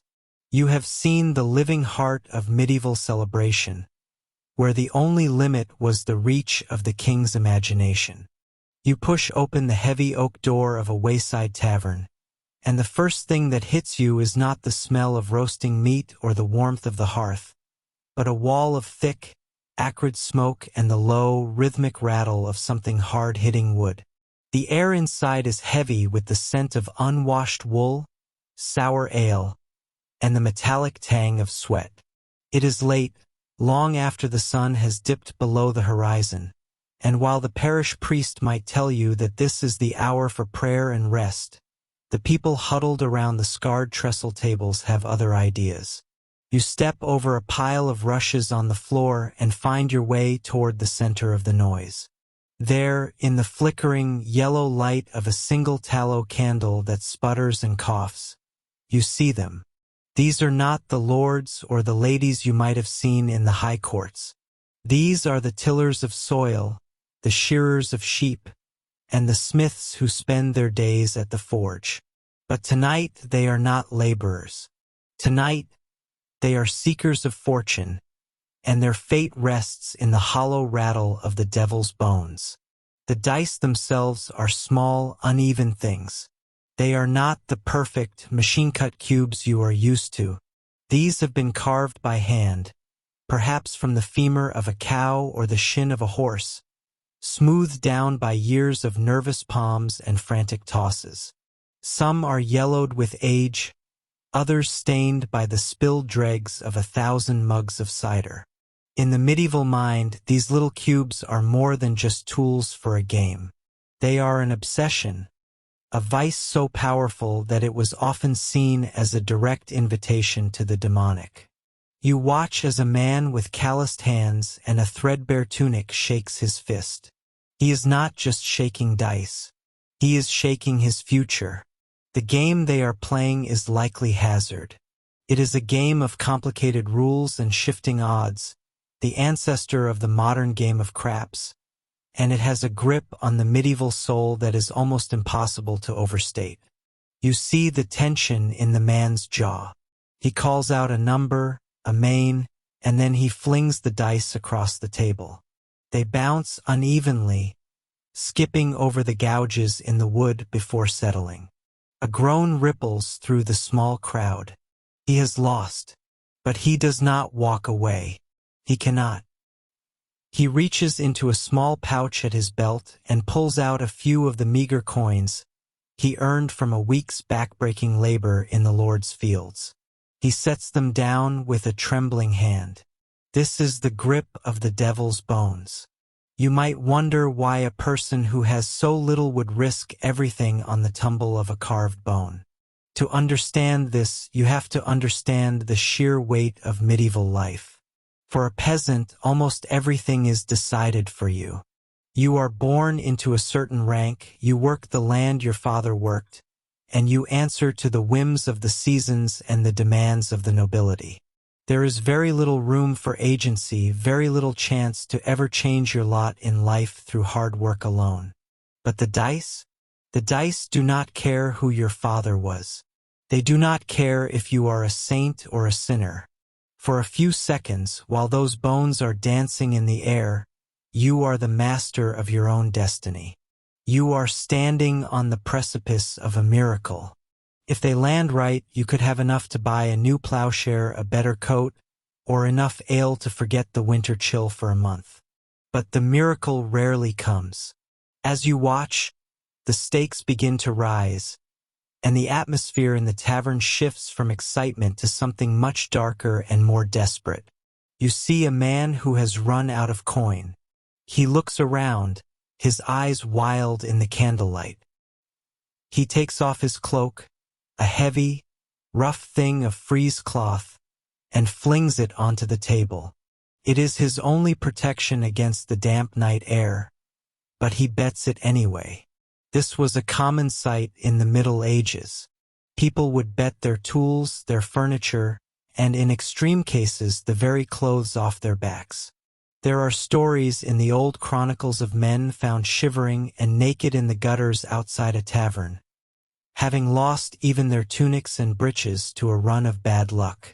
The church, of course, absolutely hates this. You can almost hear the echoing voice of a friar in your mind, shouting from a pulpit about the evils of the gaming table. To the medieval church, gambling was not just a social ill, it was a theological crime. When you play dice, they argued, you are attempting to force the hand of God. You are taking the concept of luck, which they believed was actually divine providence, and you are trying to turn it into a commodity. They called the dice the devil's bones because they believed the devil himself had invented the game to lure men into the sins of greed, wrath, and swearing. And indeed, as you look around this tavern, you see exactly what the preachers were talking about. A fight breaks out in the corner. It starts with a shouted accusation of cheating. Someone noticed that one of the dice did not roll quite right. It might have been a Fulham, a die that has been hollowed out and filled with a bit of lead to make it favor certain numbers. In an age where every penny is life or death, a cheater is not just a nuisance. He is a thief and a murderer in the eyes of his peers. Benches are kicked back with a crash. A heavy wooden mug flies through the air, splashing ale across the table. The immersive silence of the game is replaced by the roar of anger. You see knives being drawn, short, sharp blades used for cutting bread and leather, now glinting dangerously in the firelight. This is the wrath the preachers warned about. Yet, as soon as the watchmen are heard outside, or the tavern keeper manages to beat the rowdies back with a heavy club, the survivors settle back down. The lure of the game is too strong. You notice a group of younger men in another corner playing a different game, perhaps something simpler like marrows or even a rudimentary form of backgammon, which they call tables. But even these games of strategy are almost always played for stakes. The idea of playing purely for the fun of the mechanics is foreign here. If there is no risk, there is no thrill. If there is no gamble, there is no escape from the mundane reality of the feudal system. You walk closer to the table where a particularly intense game is happening. You see that the players are not just peasants.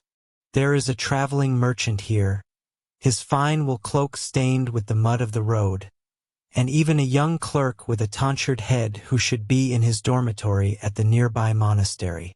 This is one of the few places in the medieval world where the rigid lines of social class become blurred. The dice are the great equalizers. They do not respect the merchant's gold any more than they respect the peasant's copper. For a brief moment, as they wait for the bones to settle, they are all equals in their anxiety. As the night wears on, the air grows even colder, and the fire in the hearth dies down to a heap of glowing red embers. You see the physical toll the obsession takes. Men are slumped over their empty mugs, staring at the table with hollow eyes.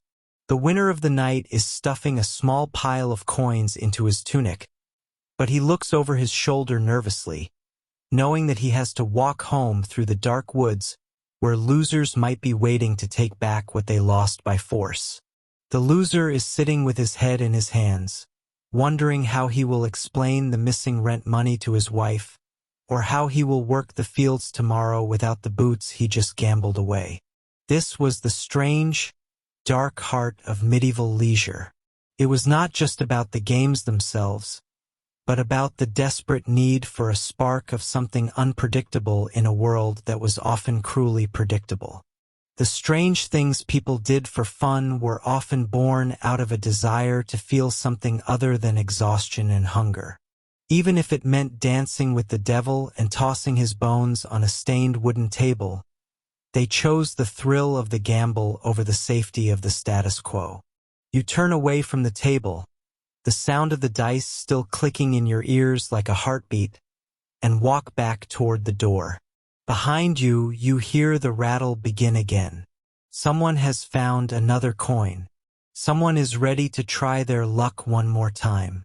You step out into the cold, dark night, leaving the smoke and the desperation behind, but the image of those small, carved cubes remains burned into your mind, a reminder of the lengths to which people will go to find a moment of excitement in a world of shadows.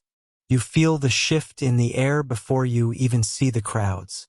The narrow, shadow-drenched alleyways of the city begin to widen into a main thoroughfare, and the heavy silence of the dawn is replaced by the cacophony of a city in motion.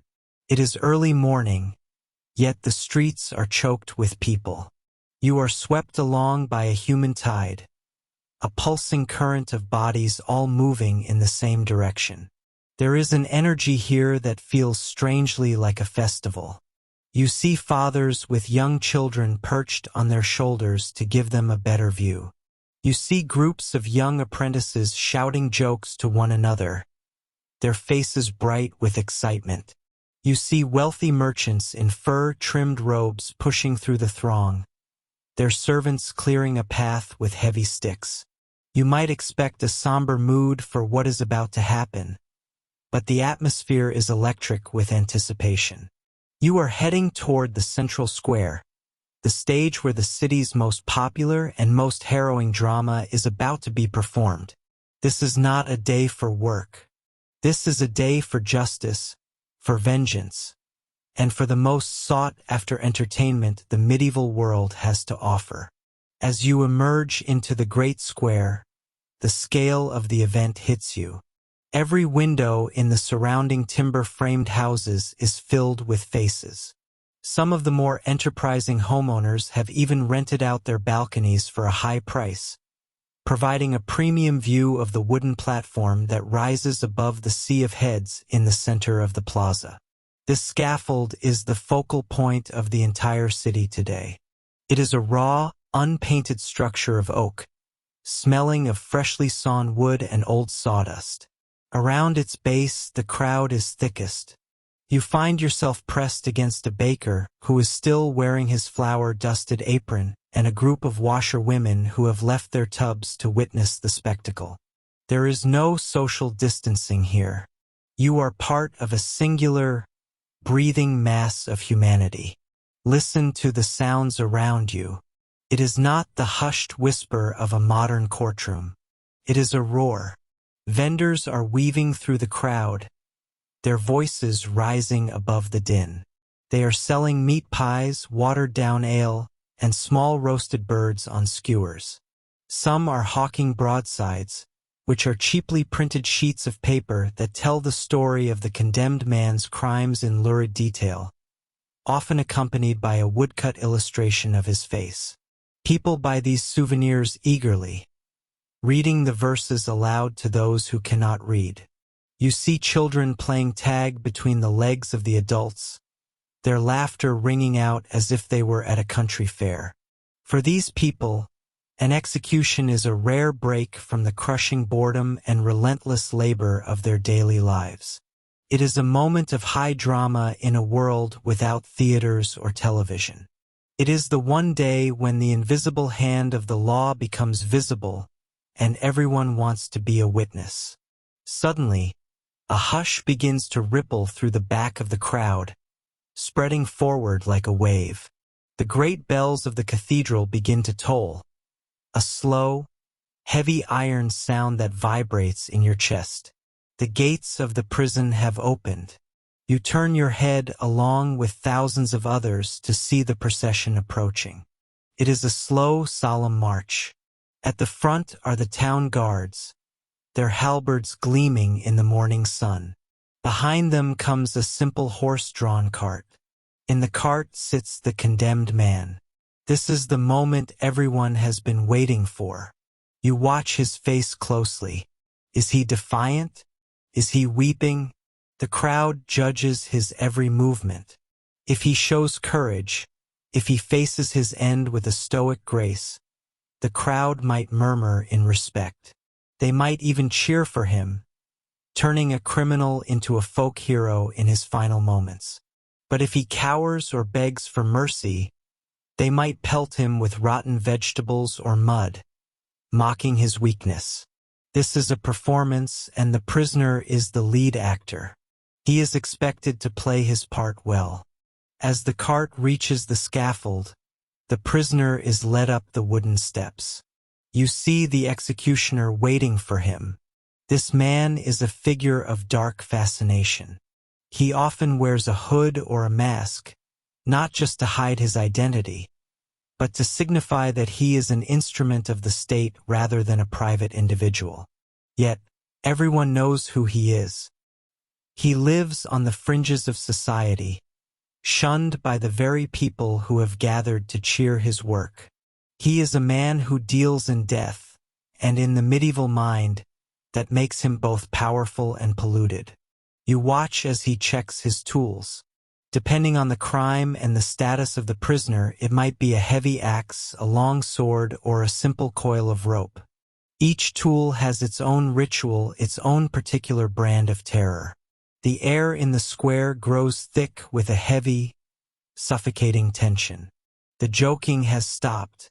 The vendors have gone quiet. Thousands of eyes are fixed on that wooden stage. You feel a strange, primal pull in your own gut, a mixture of horror and an irresistible urge to look. This is the heart of the medieval spectacle. It is the moment where the power of the king or the church is made flesh. The prisoner is given a chance to speak his last words. You lean forward, straining to hear. Often, these speeches are carefully rehearsed. The condemned man might confess his sins, warn others not to follow in his footsteps, and ask for the crowd's prayers. This is the good death, a ritualized transition from this world to the next that provides a sense of closure for the community. It reinforces the moral order. It tells everyone watching that even in death, there is a place for penance. Then the final moment arrives. The executioner moves into position. You see the prisoner kneel or stand, his neck bared to the sky. In this split second, the entire square is so silent that you can hear the flapping of a crow's wings overhead. The world seems to hold its breath. And then it happens. The blow falls or the drop occurs. There is a collective gasp, a sound like a great wind rushing through the trees, followed by a roar that shakes the very buildings. It is a sound of catharsis, of release. The tension that has been building all morning breaks in an instant. But the spectacle does not end with the death blow. You watch as the crowd surges forward, no longer held back by the guards. People are desperate to get closer. There is a deep-seated superstition that surrounds the body of an executed criminal. You see people reaching out to touch the scaffold, believing the wood might hold some dark, protective magic. Some try to dip handkerchiefs in the blood as a grisly memento or a charm against disease. There are even those who believe that the touch of a dead man's hand can cure skin ailments or bring good luck. To you, it is stomach-turning, but to them, it is a tangible connection to the thin veil between life and death. The body might be left there for hours or even days, hanging in chains or displayed on a wheel, serving as a silent, rotting sentinel to warn others of the price of transgression. As the sun begins to climb higher and the heat of the day sets in, the crowd slowly starts to disperse. The festival is over. The vendors count their coins, the families begin their long walk home, and the merchants return to their counting houses. You walk away from the square, the ringing in your ears finally beginning to fade. You see people sitting in taverns, animatedly discussing the details of the execution. They critique the executioner's skill, they argue about whether the prisoner truly repented, and they recount the moment of death over and over again. For you, the experience is a haunting reminder of the brutality of this age, but for the people walking beside you, it was a successful outing. It was a day of excitement, a rare flash of color in a world of gray, a communal experience that bound the city together through a shared display of ultimate power. The grim spectacle is finished, but its memory will linger in the songs, the stories, and the nightmares of the city for years to come. You realize then that in this world, the line between justice and entertainment is not just thin, it is practically non-existent. You find yourself standing in the middle of a narrow, winding street in a bustling English town like York or Coventry.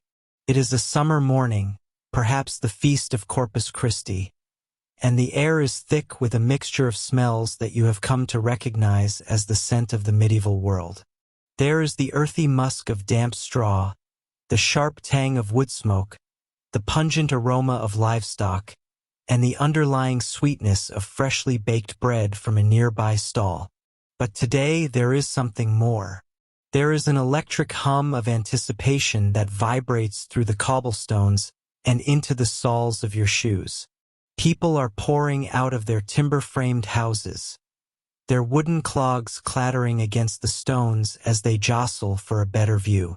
Children are perched precariously on window ledges, and some of the more daring young men have climbed onto the low-hanging thatched roofs to see over the growing crowd. You are here because the city is about to transform. Today is the day of the Great Play Cycle, a marathon of storytelling that will turn the entire town into a living, breathing stage. You hear it before you see it. From around the corner of a crooked alleyway, the sound of rhythmic thumping and the creak of heavy wood reaches your ears. Then, the first of the pageant wagons rolls into view. Imagine a two-story wooden structure on massive wheels, pulled by a team of oxen or perhaps a dozen strong men from the local guilds.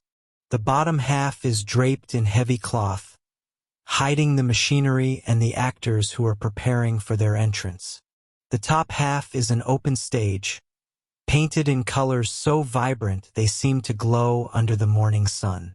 As you stand there, one of these wagons grinds to a halt right in front of you. This is not just a play in a theater. This is immersive entertainment on a scale that rivals a modern blockbuster movie. Yet it is happening in the dirt and the wind of your own neighborhood. You look up and realize that the actors are not professionals from some distant land. They are your neighbors. The man playing Noah is the same carpenter who fixed your door last month. The woman playing his stubborn wife is the baker who sells you your daily loaf. There is a strange, wonderful intimacy to this.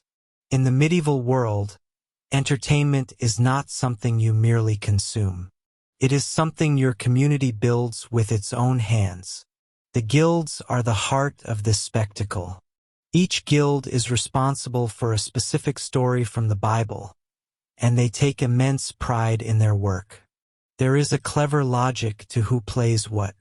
The boat builders and watermen naturally take charge of the story of Noah and the Great Flood. The goldsmiths, with their skill in fine metals and glittering things, present the coming of the three kings. The bakers handle the Last Supper. This is a competition as much as a celebration. Each guild wants its wagon to be the most beautiful, its costumes the most lavish, and its special effects the most terrifying. And terror is a huge part of the fun. As the day progresses and the sun moves across the sky, the stories shift from the creation of the world toward the darker, more visceral chapters of the human story. You notice a change in the atmosphere as a specific wagon approaches. This one is different. It is painted in shades of fiery red and soot black.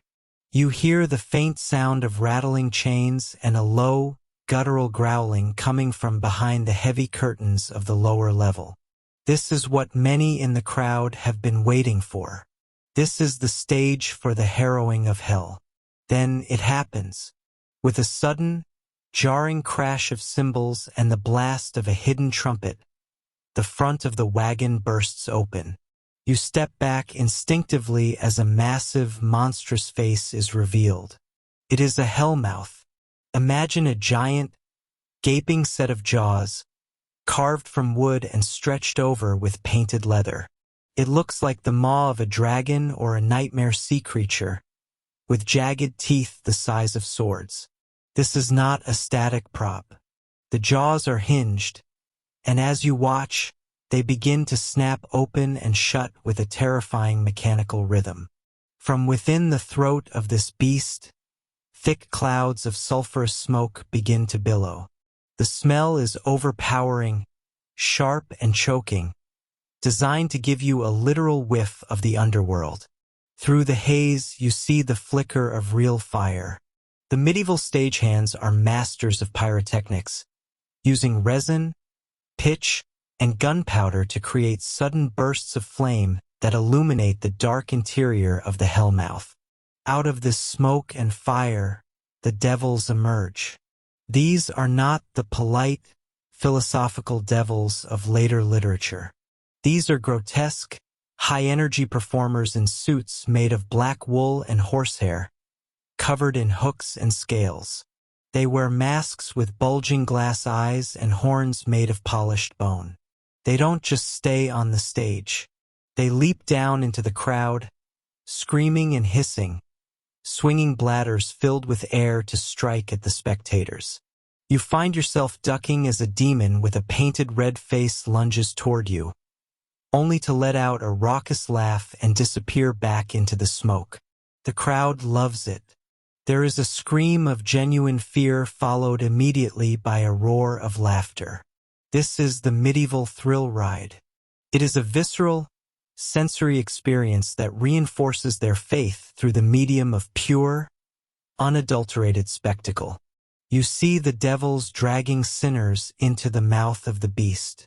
They use heavy iron chains that clank and rattle, pulling actors dressed as corrupt merchants, greedy priests, and dishonest lawyers into the smoky darkness of the lower wagon. From inside, you hear the sounds of banging pots and pans, a cacophony intended to represent the eternal screams of the damned. But do not think for a moment that this is all gloom and doom. The genius of the miracle plays lies in their ability to pivot from the terrifying to the hilarious in the blink of an eye. Between the scenes of divine judgment, there is slapstick comedy that would make a modern sitcom writer proud.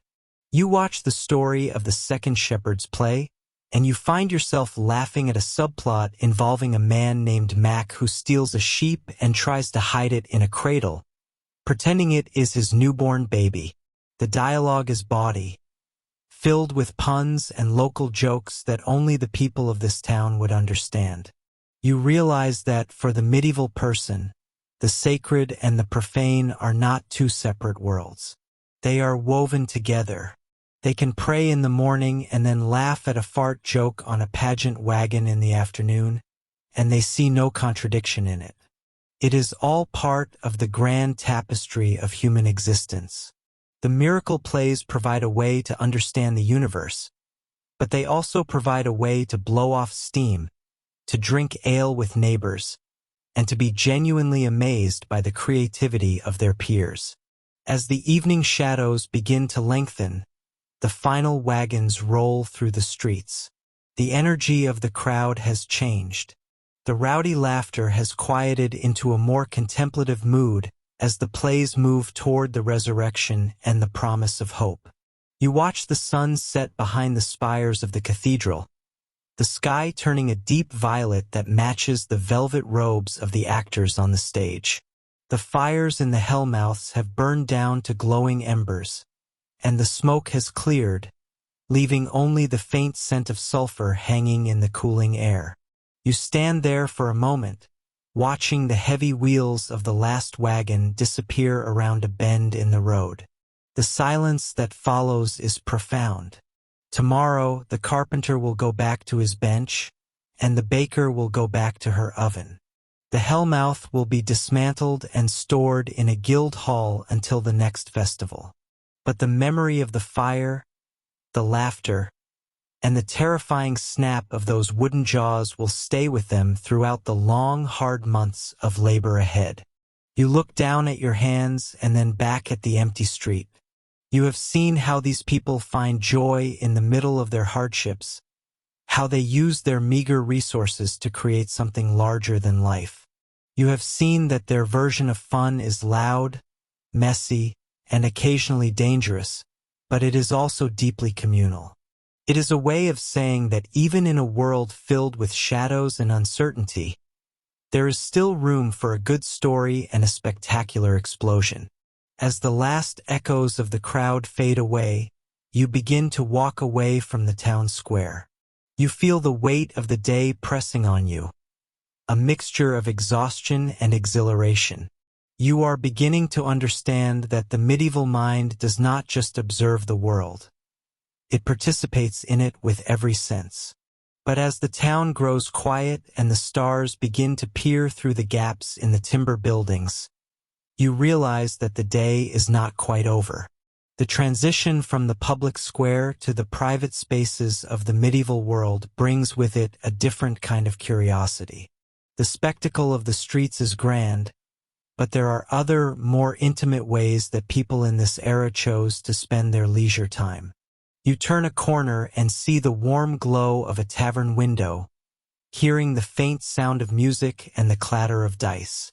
You are ready to see what happens when the big stage is put away and the smaller, more personal games begin. You step away from the bustling stalls of the town market and follow a narrow, winding alleyway that leads toward the heart of the city. The air here is cooler, trapped between leaning timber houses that seem to reach out and touch one another high above your head. As you walk, the sounds of bartering and the rhythmic clinking of the blacksmith hammer begin to fade, replaced by something much more rhythmic and hypnotic. You hear the steady beat of a drum and the shrill, haunting whistle of a flute. You turn a corner and find yourself at the gates of the Holy Innocents Cemetery in Paris. It is the middle of the 15th century, and you are about to witness one of the strangest and most immersive forms of entertainment the medieval world has to offer. To your modern eyes, a graveyard might seem like a place of quiet reflection or somber mourning, but as you pass through the gates, you realize that for the people of this time, the cemetery is a vibrant social hub. You see merchants setting up small tables near the ossuary, where bones are stacked neatly in rows. You see children playing hide and seek among the grave markers. Most strikingly, you see a massive mural painted along the interior wall of the cemetery cloisters. It is the Danse Macabre, the dance of death, and it is the star attraction of the afternoon. You walk closer to the wall, your eyes tracing the long procession of figures painted in vivid detail. The mural depicts a long line of people from every walk of life. You see a pope in his triple crown, an emperor with his golden orb, a fat merchant clutching his purse, and a shivering beggar in rags. But between each of these powerful or humble figures is a skeletal companion. These are not just skeletons, however.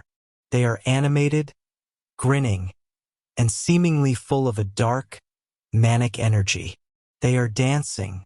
One skeleton pulls the sleeve of the king, another wraps a bony arm around a young bride, and a third leaps into the air as it drags a monk toward the end of the line. You notice a crowd gathering in front of this mural. They are not looking at the painting with horror, but with a strange kind of fascination and even a grim sort of joy. This is not a funeral. It is a festival. You see a group of actors emerging from the shadows of the church porch. They are dressed in tight-fitting linen suits that have been painted to look like rotting corpses and bare bones. Their faces are covered by wooden masks carved into frozen, skeletal grins. The music you heard earlier grows louder as the pipe and tabor players take their positions. The performance begins, and you are swept up in the spectacle. The actors do not move with the grace of courtly dancers. Instead, they mimic the jerky, stiff movements of the dead. They hop, they twitch, and they spin, darting into the crowd to grab the hands of unsuspecting spectators. You feel a cold, gloved hand brush against your shoulder, and for a moment, your heart leaps into your throat. But then you see the person next to you, a local baker, laughing as a skeletal actor pulls him into a clumsy jig. This is the essence of the Danse Macabre. It is an invitation to dance with the inevitable. You might wonder why anyone would find this fun. To understand, you have to look at the world through the eyes of the person standing next to you. You are living in an era where death is not something hidden away in hospitals or behind closed doors. It is a constant neighbor. The Black Death swept through these streets only a few generations ago, and smaller outbreaks return almost every decade. You have likely lost siblings, parents, and friends. In a world where life can be snatched away by a fever or a bad harvest at any moment, the Danse Macabre provides a much-needed psychological release. As you watch the dancers, you realize that this performance is the great equalizer. In your daily life, you have to bow to the lord of the manor and pay tithes to the bishop. You are constantly reminded of your place in the rigid social hierarchy. But here, in the shadow of the cemetery wall, that hierarchy dissolves. You watch as a skeletal actor mocks the actor playing the Duke, showing the crowd that even the most powerful man in the world cannot negotiate with the grave. There is a profound, subversive joy in seeing the mighty brought low. It is a form of dark comedy that allows you to laugh at the very thing that scares you the most. The sun begins to set, casting long, flickering shadows across the gravestones. The torchlight catches the painted eyes of the skeletons on the wall, making them seem to move in the periphery of your vision. The atmosphere is thick with the scent of damp earth, wood smoke, and the cheap ale being sold by a nearby vendor. You find yourself leaning against a stone pillar, watching as the line of dancers grows. It is no longer just the actors. Members of the community have joined in, forming a long, weaving chain that snakes through the rows of graves. They are singing now, a song about the fleeting nature of earthly pleasures. You hear the lyrics, and they are surprisingly upbeat. They speak of the vanity of fine clothes and the pointlessness of hoarding gold. By participating in this morbid celebration, you are reminded that since you cannot take anything with you, you might as well enjoy the life you have right now. The danse macabre is not just a reminder that you will die. It is a frantic, desperate celebration of the fact that you are currently alive. You notice that the children are the most enthusiastic. They mimic the skeletal hops of the actors, chasing each other around the base of a stone cross. For them, death is not a philosophical terror but a character in a play, a boogeyman that can be teased and outrun, if only for today. You see a young couple whispering to each other in a corner of the cloister, their hands entwined. There is something intensely romantic in a Gothic sort of way about seeking out warmth and connection in a place dedicated to the end of all things. As the music reaches a crescendo, the dancers form a massive circle. The rattling of the drums sounds like the clattering of bones. You feel the energy of the crowd, a strange mix of hysteria and catharsis. They are shouting, laughing, and stomping their feet into the soft dirt.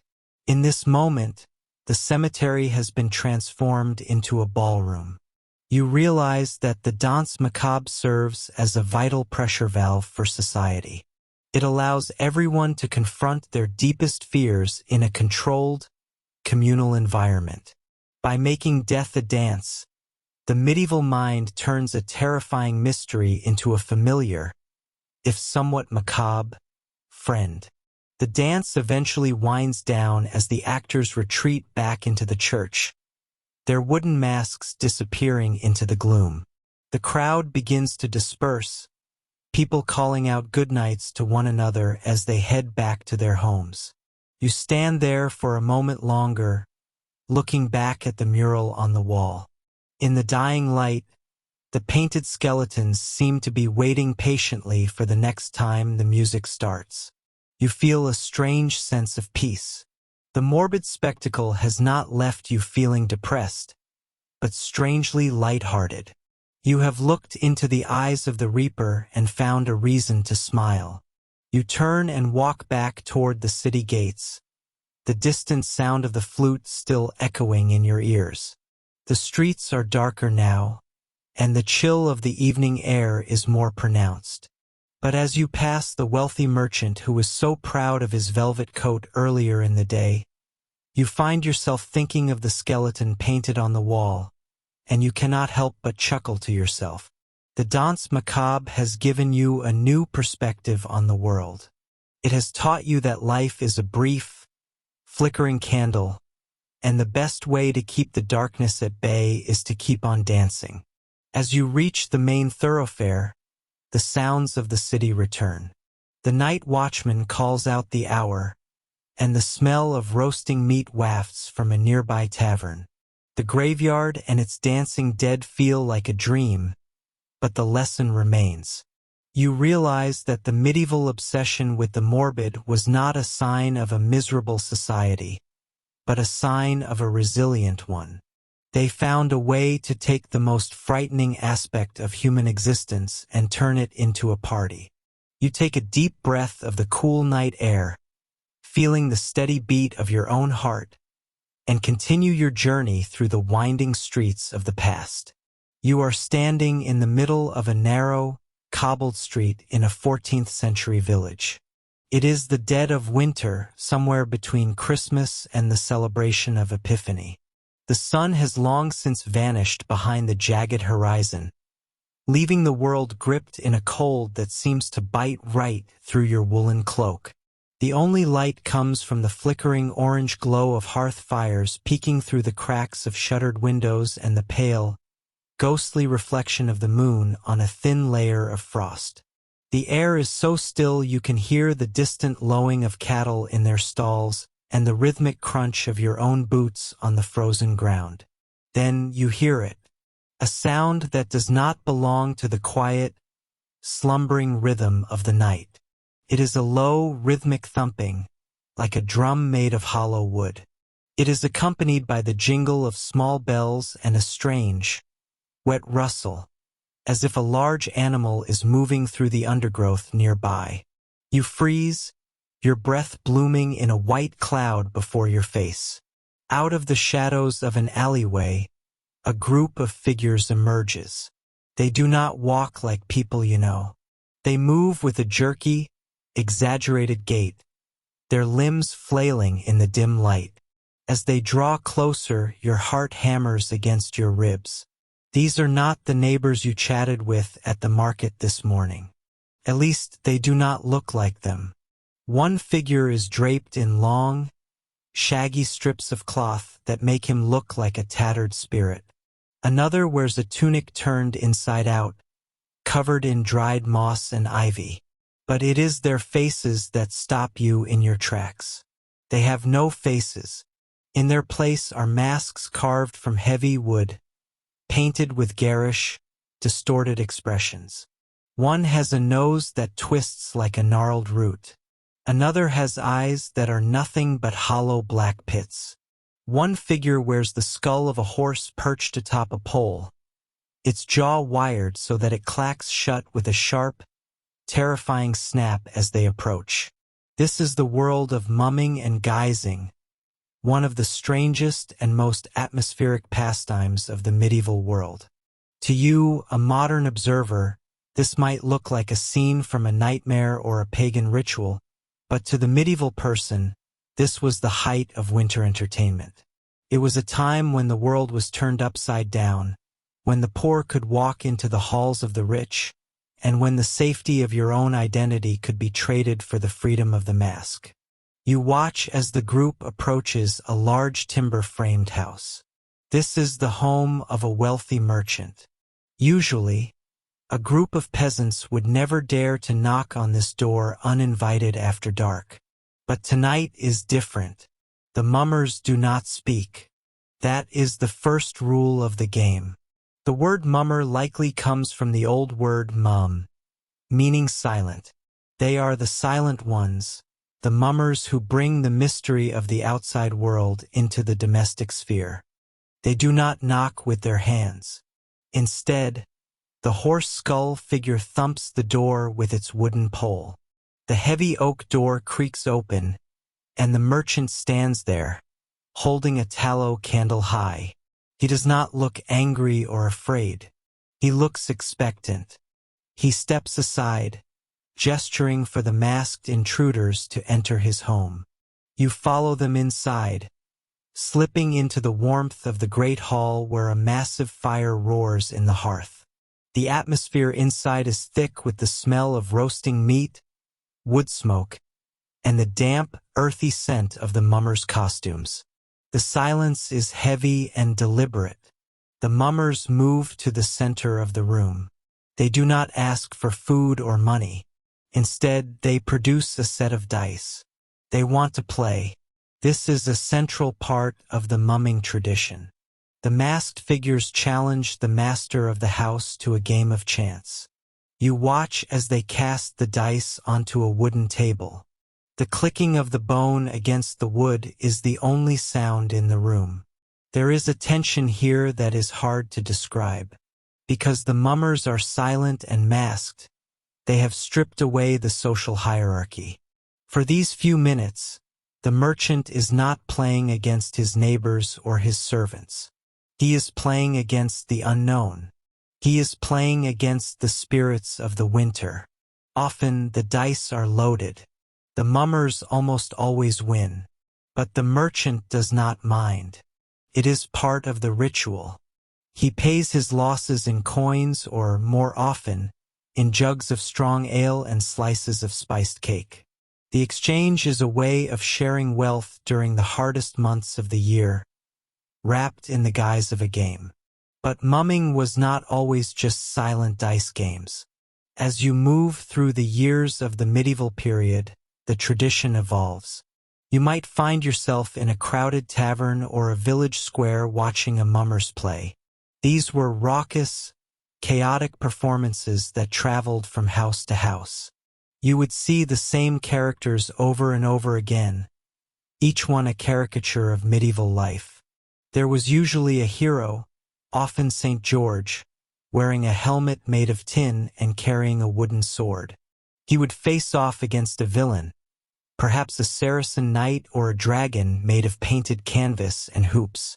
You watch as they perform a stylized battle. The dialogue is rhyming and repetitive, shouted out to be heard over the laughter and the crackling fire. The hero always falls. He is struck down by the villain, and for a moment, the crowd goes quiet. Then someone calls for the doctor. A figure steps forward wearing an oversized hat and carrying a bag of clinking bottles. He claims to have traveled the world and found a cure for death itself. With a flourish and a ridiculous speech about his magical potions, he revives the fallen hero. The hero leaps to his feet, the crowd cheers, and the cycle of life, death, and rebirth is celebrated in the middle of the frozen winter. But why the masks? Why the disguises? You have to understand that medieval life was incredibly regulated. Everyone knew their place.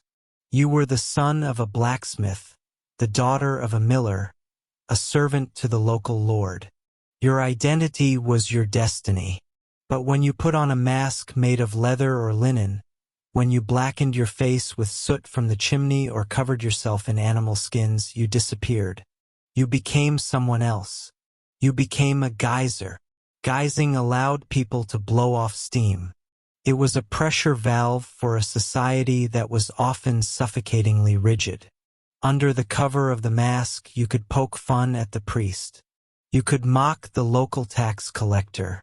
You could dance in a way that would be considered scandalous in your everyday life. In some parts of Europe, geysers would take it even further, dressing as animals like bears or stags, channeling a wild, primal energy that felt far removed from the pious, hard-working life of a medieval peasant. However, as you walk further into the history of this practice, you begin to see why the authorities grew nervous. Imagine being a king or a wealthy lord and knowing that groups of masked, silent men were roaming the streets at night, entering homes at will. It was the perfect cover for something more sinister than a game of dice. In 14th century London, the city officials became so terrified of mumming that they made it a crime to walk the streets with a covered face. You can almost feel the paranoia of the era.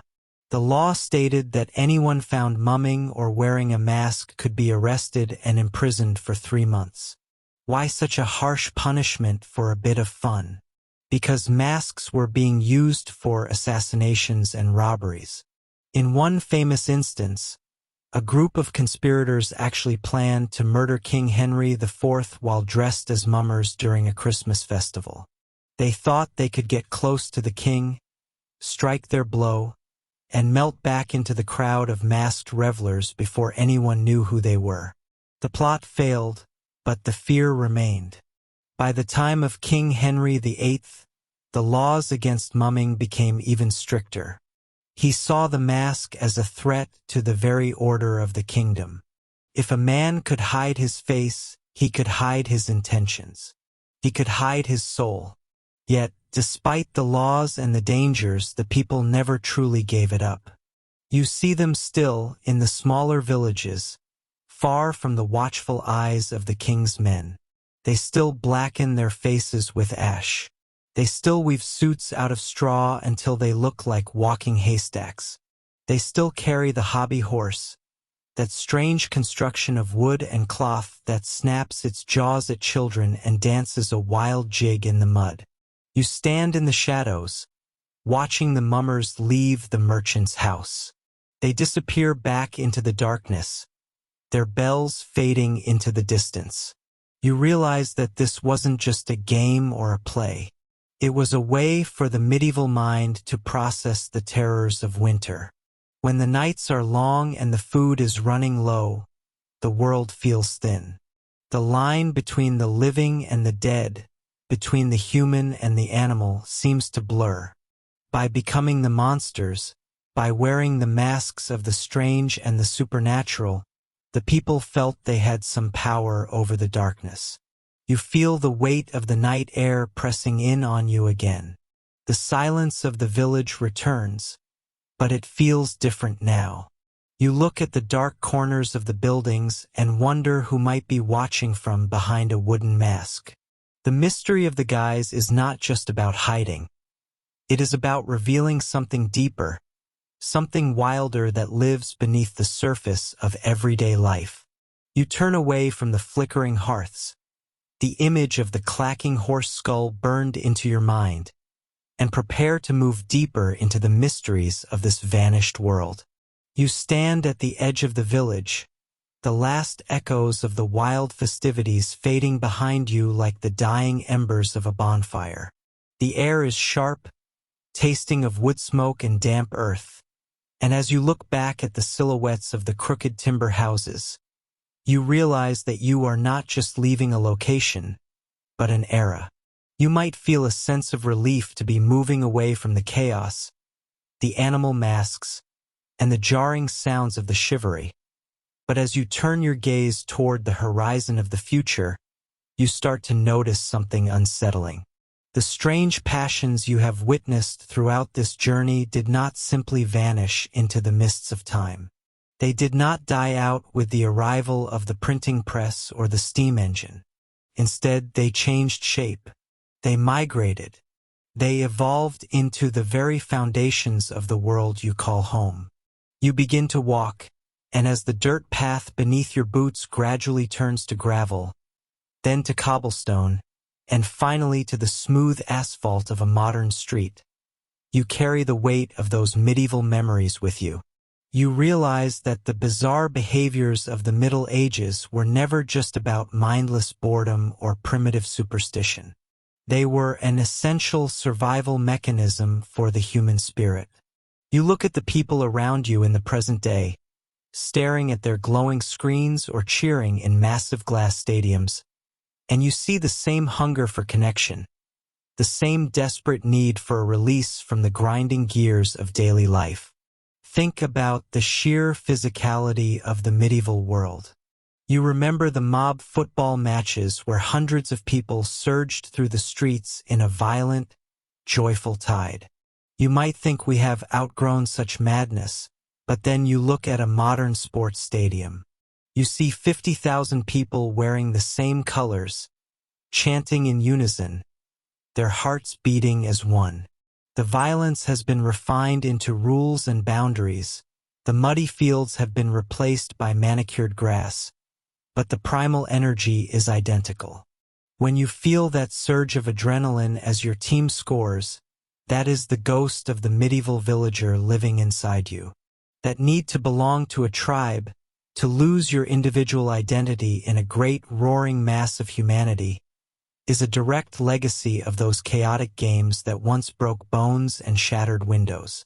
As you continue your journey through the digital age, you see the remnants of the medieval carnival everywhere.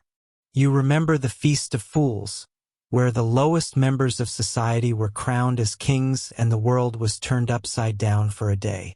You see this same spirit in the way we use humor today.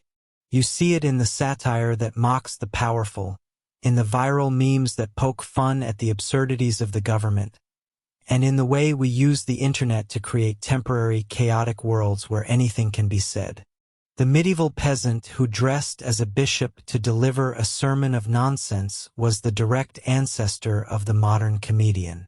They both serve the same purpose, to provide a pressure valve for society.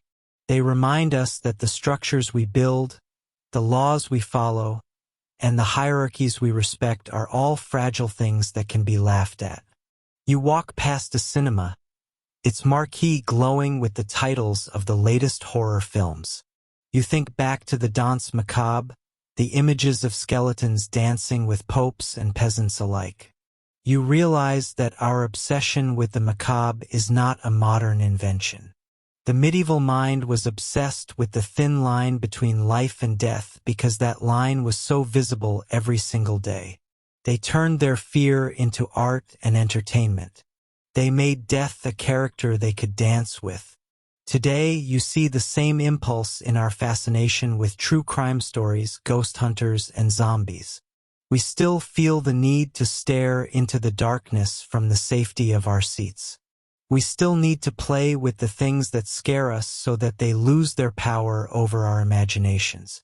The weirdness of the past was a way of making sense of a terrifying world, and we are still doing the exact same thing. You notice the way people dress today, the subcultures that emerge with their own unique costumes and languages. You remember the guilds and the secret societies of the Middle Ages, with their elaborate rituals and strange initiation rites. You see that humans have always had a passion for creating hidden worlds within the larger one. Whether it is a group of friends playing a tabletop role-playing game or a massive gathering of fans at a convention dressed as fictional characters, the impulse is the same. It is the desire to step out of your mundane skin and become something else. The medieval person putting on a stag mask for a midwinter ritual was seeking the same transformation that a modern person seeks when they put on a costume. It is a way to touch the extraordinary, to feel a spark of magic in a world that often feels cold and predictable. You stop for a moment and look at your own reflection in a shop window. You are a product of these centuries of strangeness. The ways you celebrate, the ways you compete, and even the ways you express your deepest fears have all been shaped by the people who lived in the shadow of the great cathedrals. Those passions were not just eccentricities.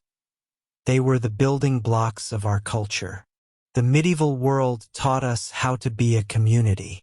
It taught us that life is short and that we must find joy in the absurd and the beautiful alike. It taught us that sometimes the only way to stay sane is to act a little bit crazy. The strange things people did for fun were not a sign of a simpler time, but of a deeply complex one. You realize now that the people of the Middle Ages were not just your ancestors in blood, but your ancestors in spirit. They faced plagues, famines, and endless wars, yet they still found the energy to create elaborate festivals, to play impossible games, and to find humor in the darkest corners of their existence. Their legacy is the very concept of leisure, the idea that we deserve a break from our labor to engage in something that has no purpose other than to make us feel alive. As the sun begins to set on your journey, the modern world feels a little bit more vibrant, a little bit more connected to the past. You see the thread of continuity that runs from the village green to the city square. You understand that the weirdness was never something to be ashamed of. It was a testament to human resilience. We are a species that refuses to be broken by the hardships of life. We respond to darkness with light, to silence with song, and to the mundane with the magnificent. You take a deep breath, the air finally clearing as you reach the end of this exploration. You have walked through the mud, sat by the flickering hearths, and witnessed the masks and the mayhem. You have seen how the passions of a vanished world have echoed through the corridors of time to reach you here, in the present. The horse skull, the mock king, the violent game, and the dancing skeleton are all parts of your story. They are the echoes of a heartbeat that has been drumming for 1,000 years. You turn your face toward the future, but you do so with a new perspective. You know now that no matter how much technology changes, no matter how our cities grow or our languages evolve, that core of human strangeness will remain. We will always find new ways to be weird. We will always find new ways to play.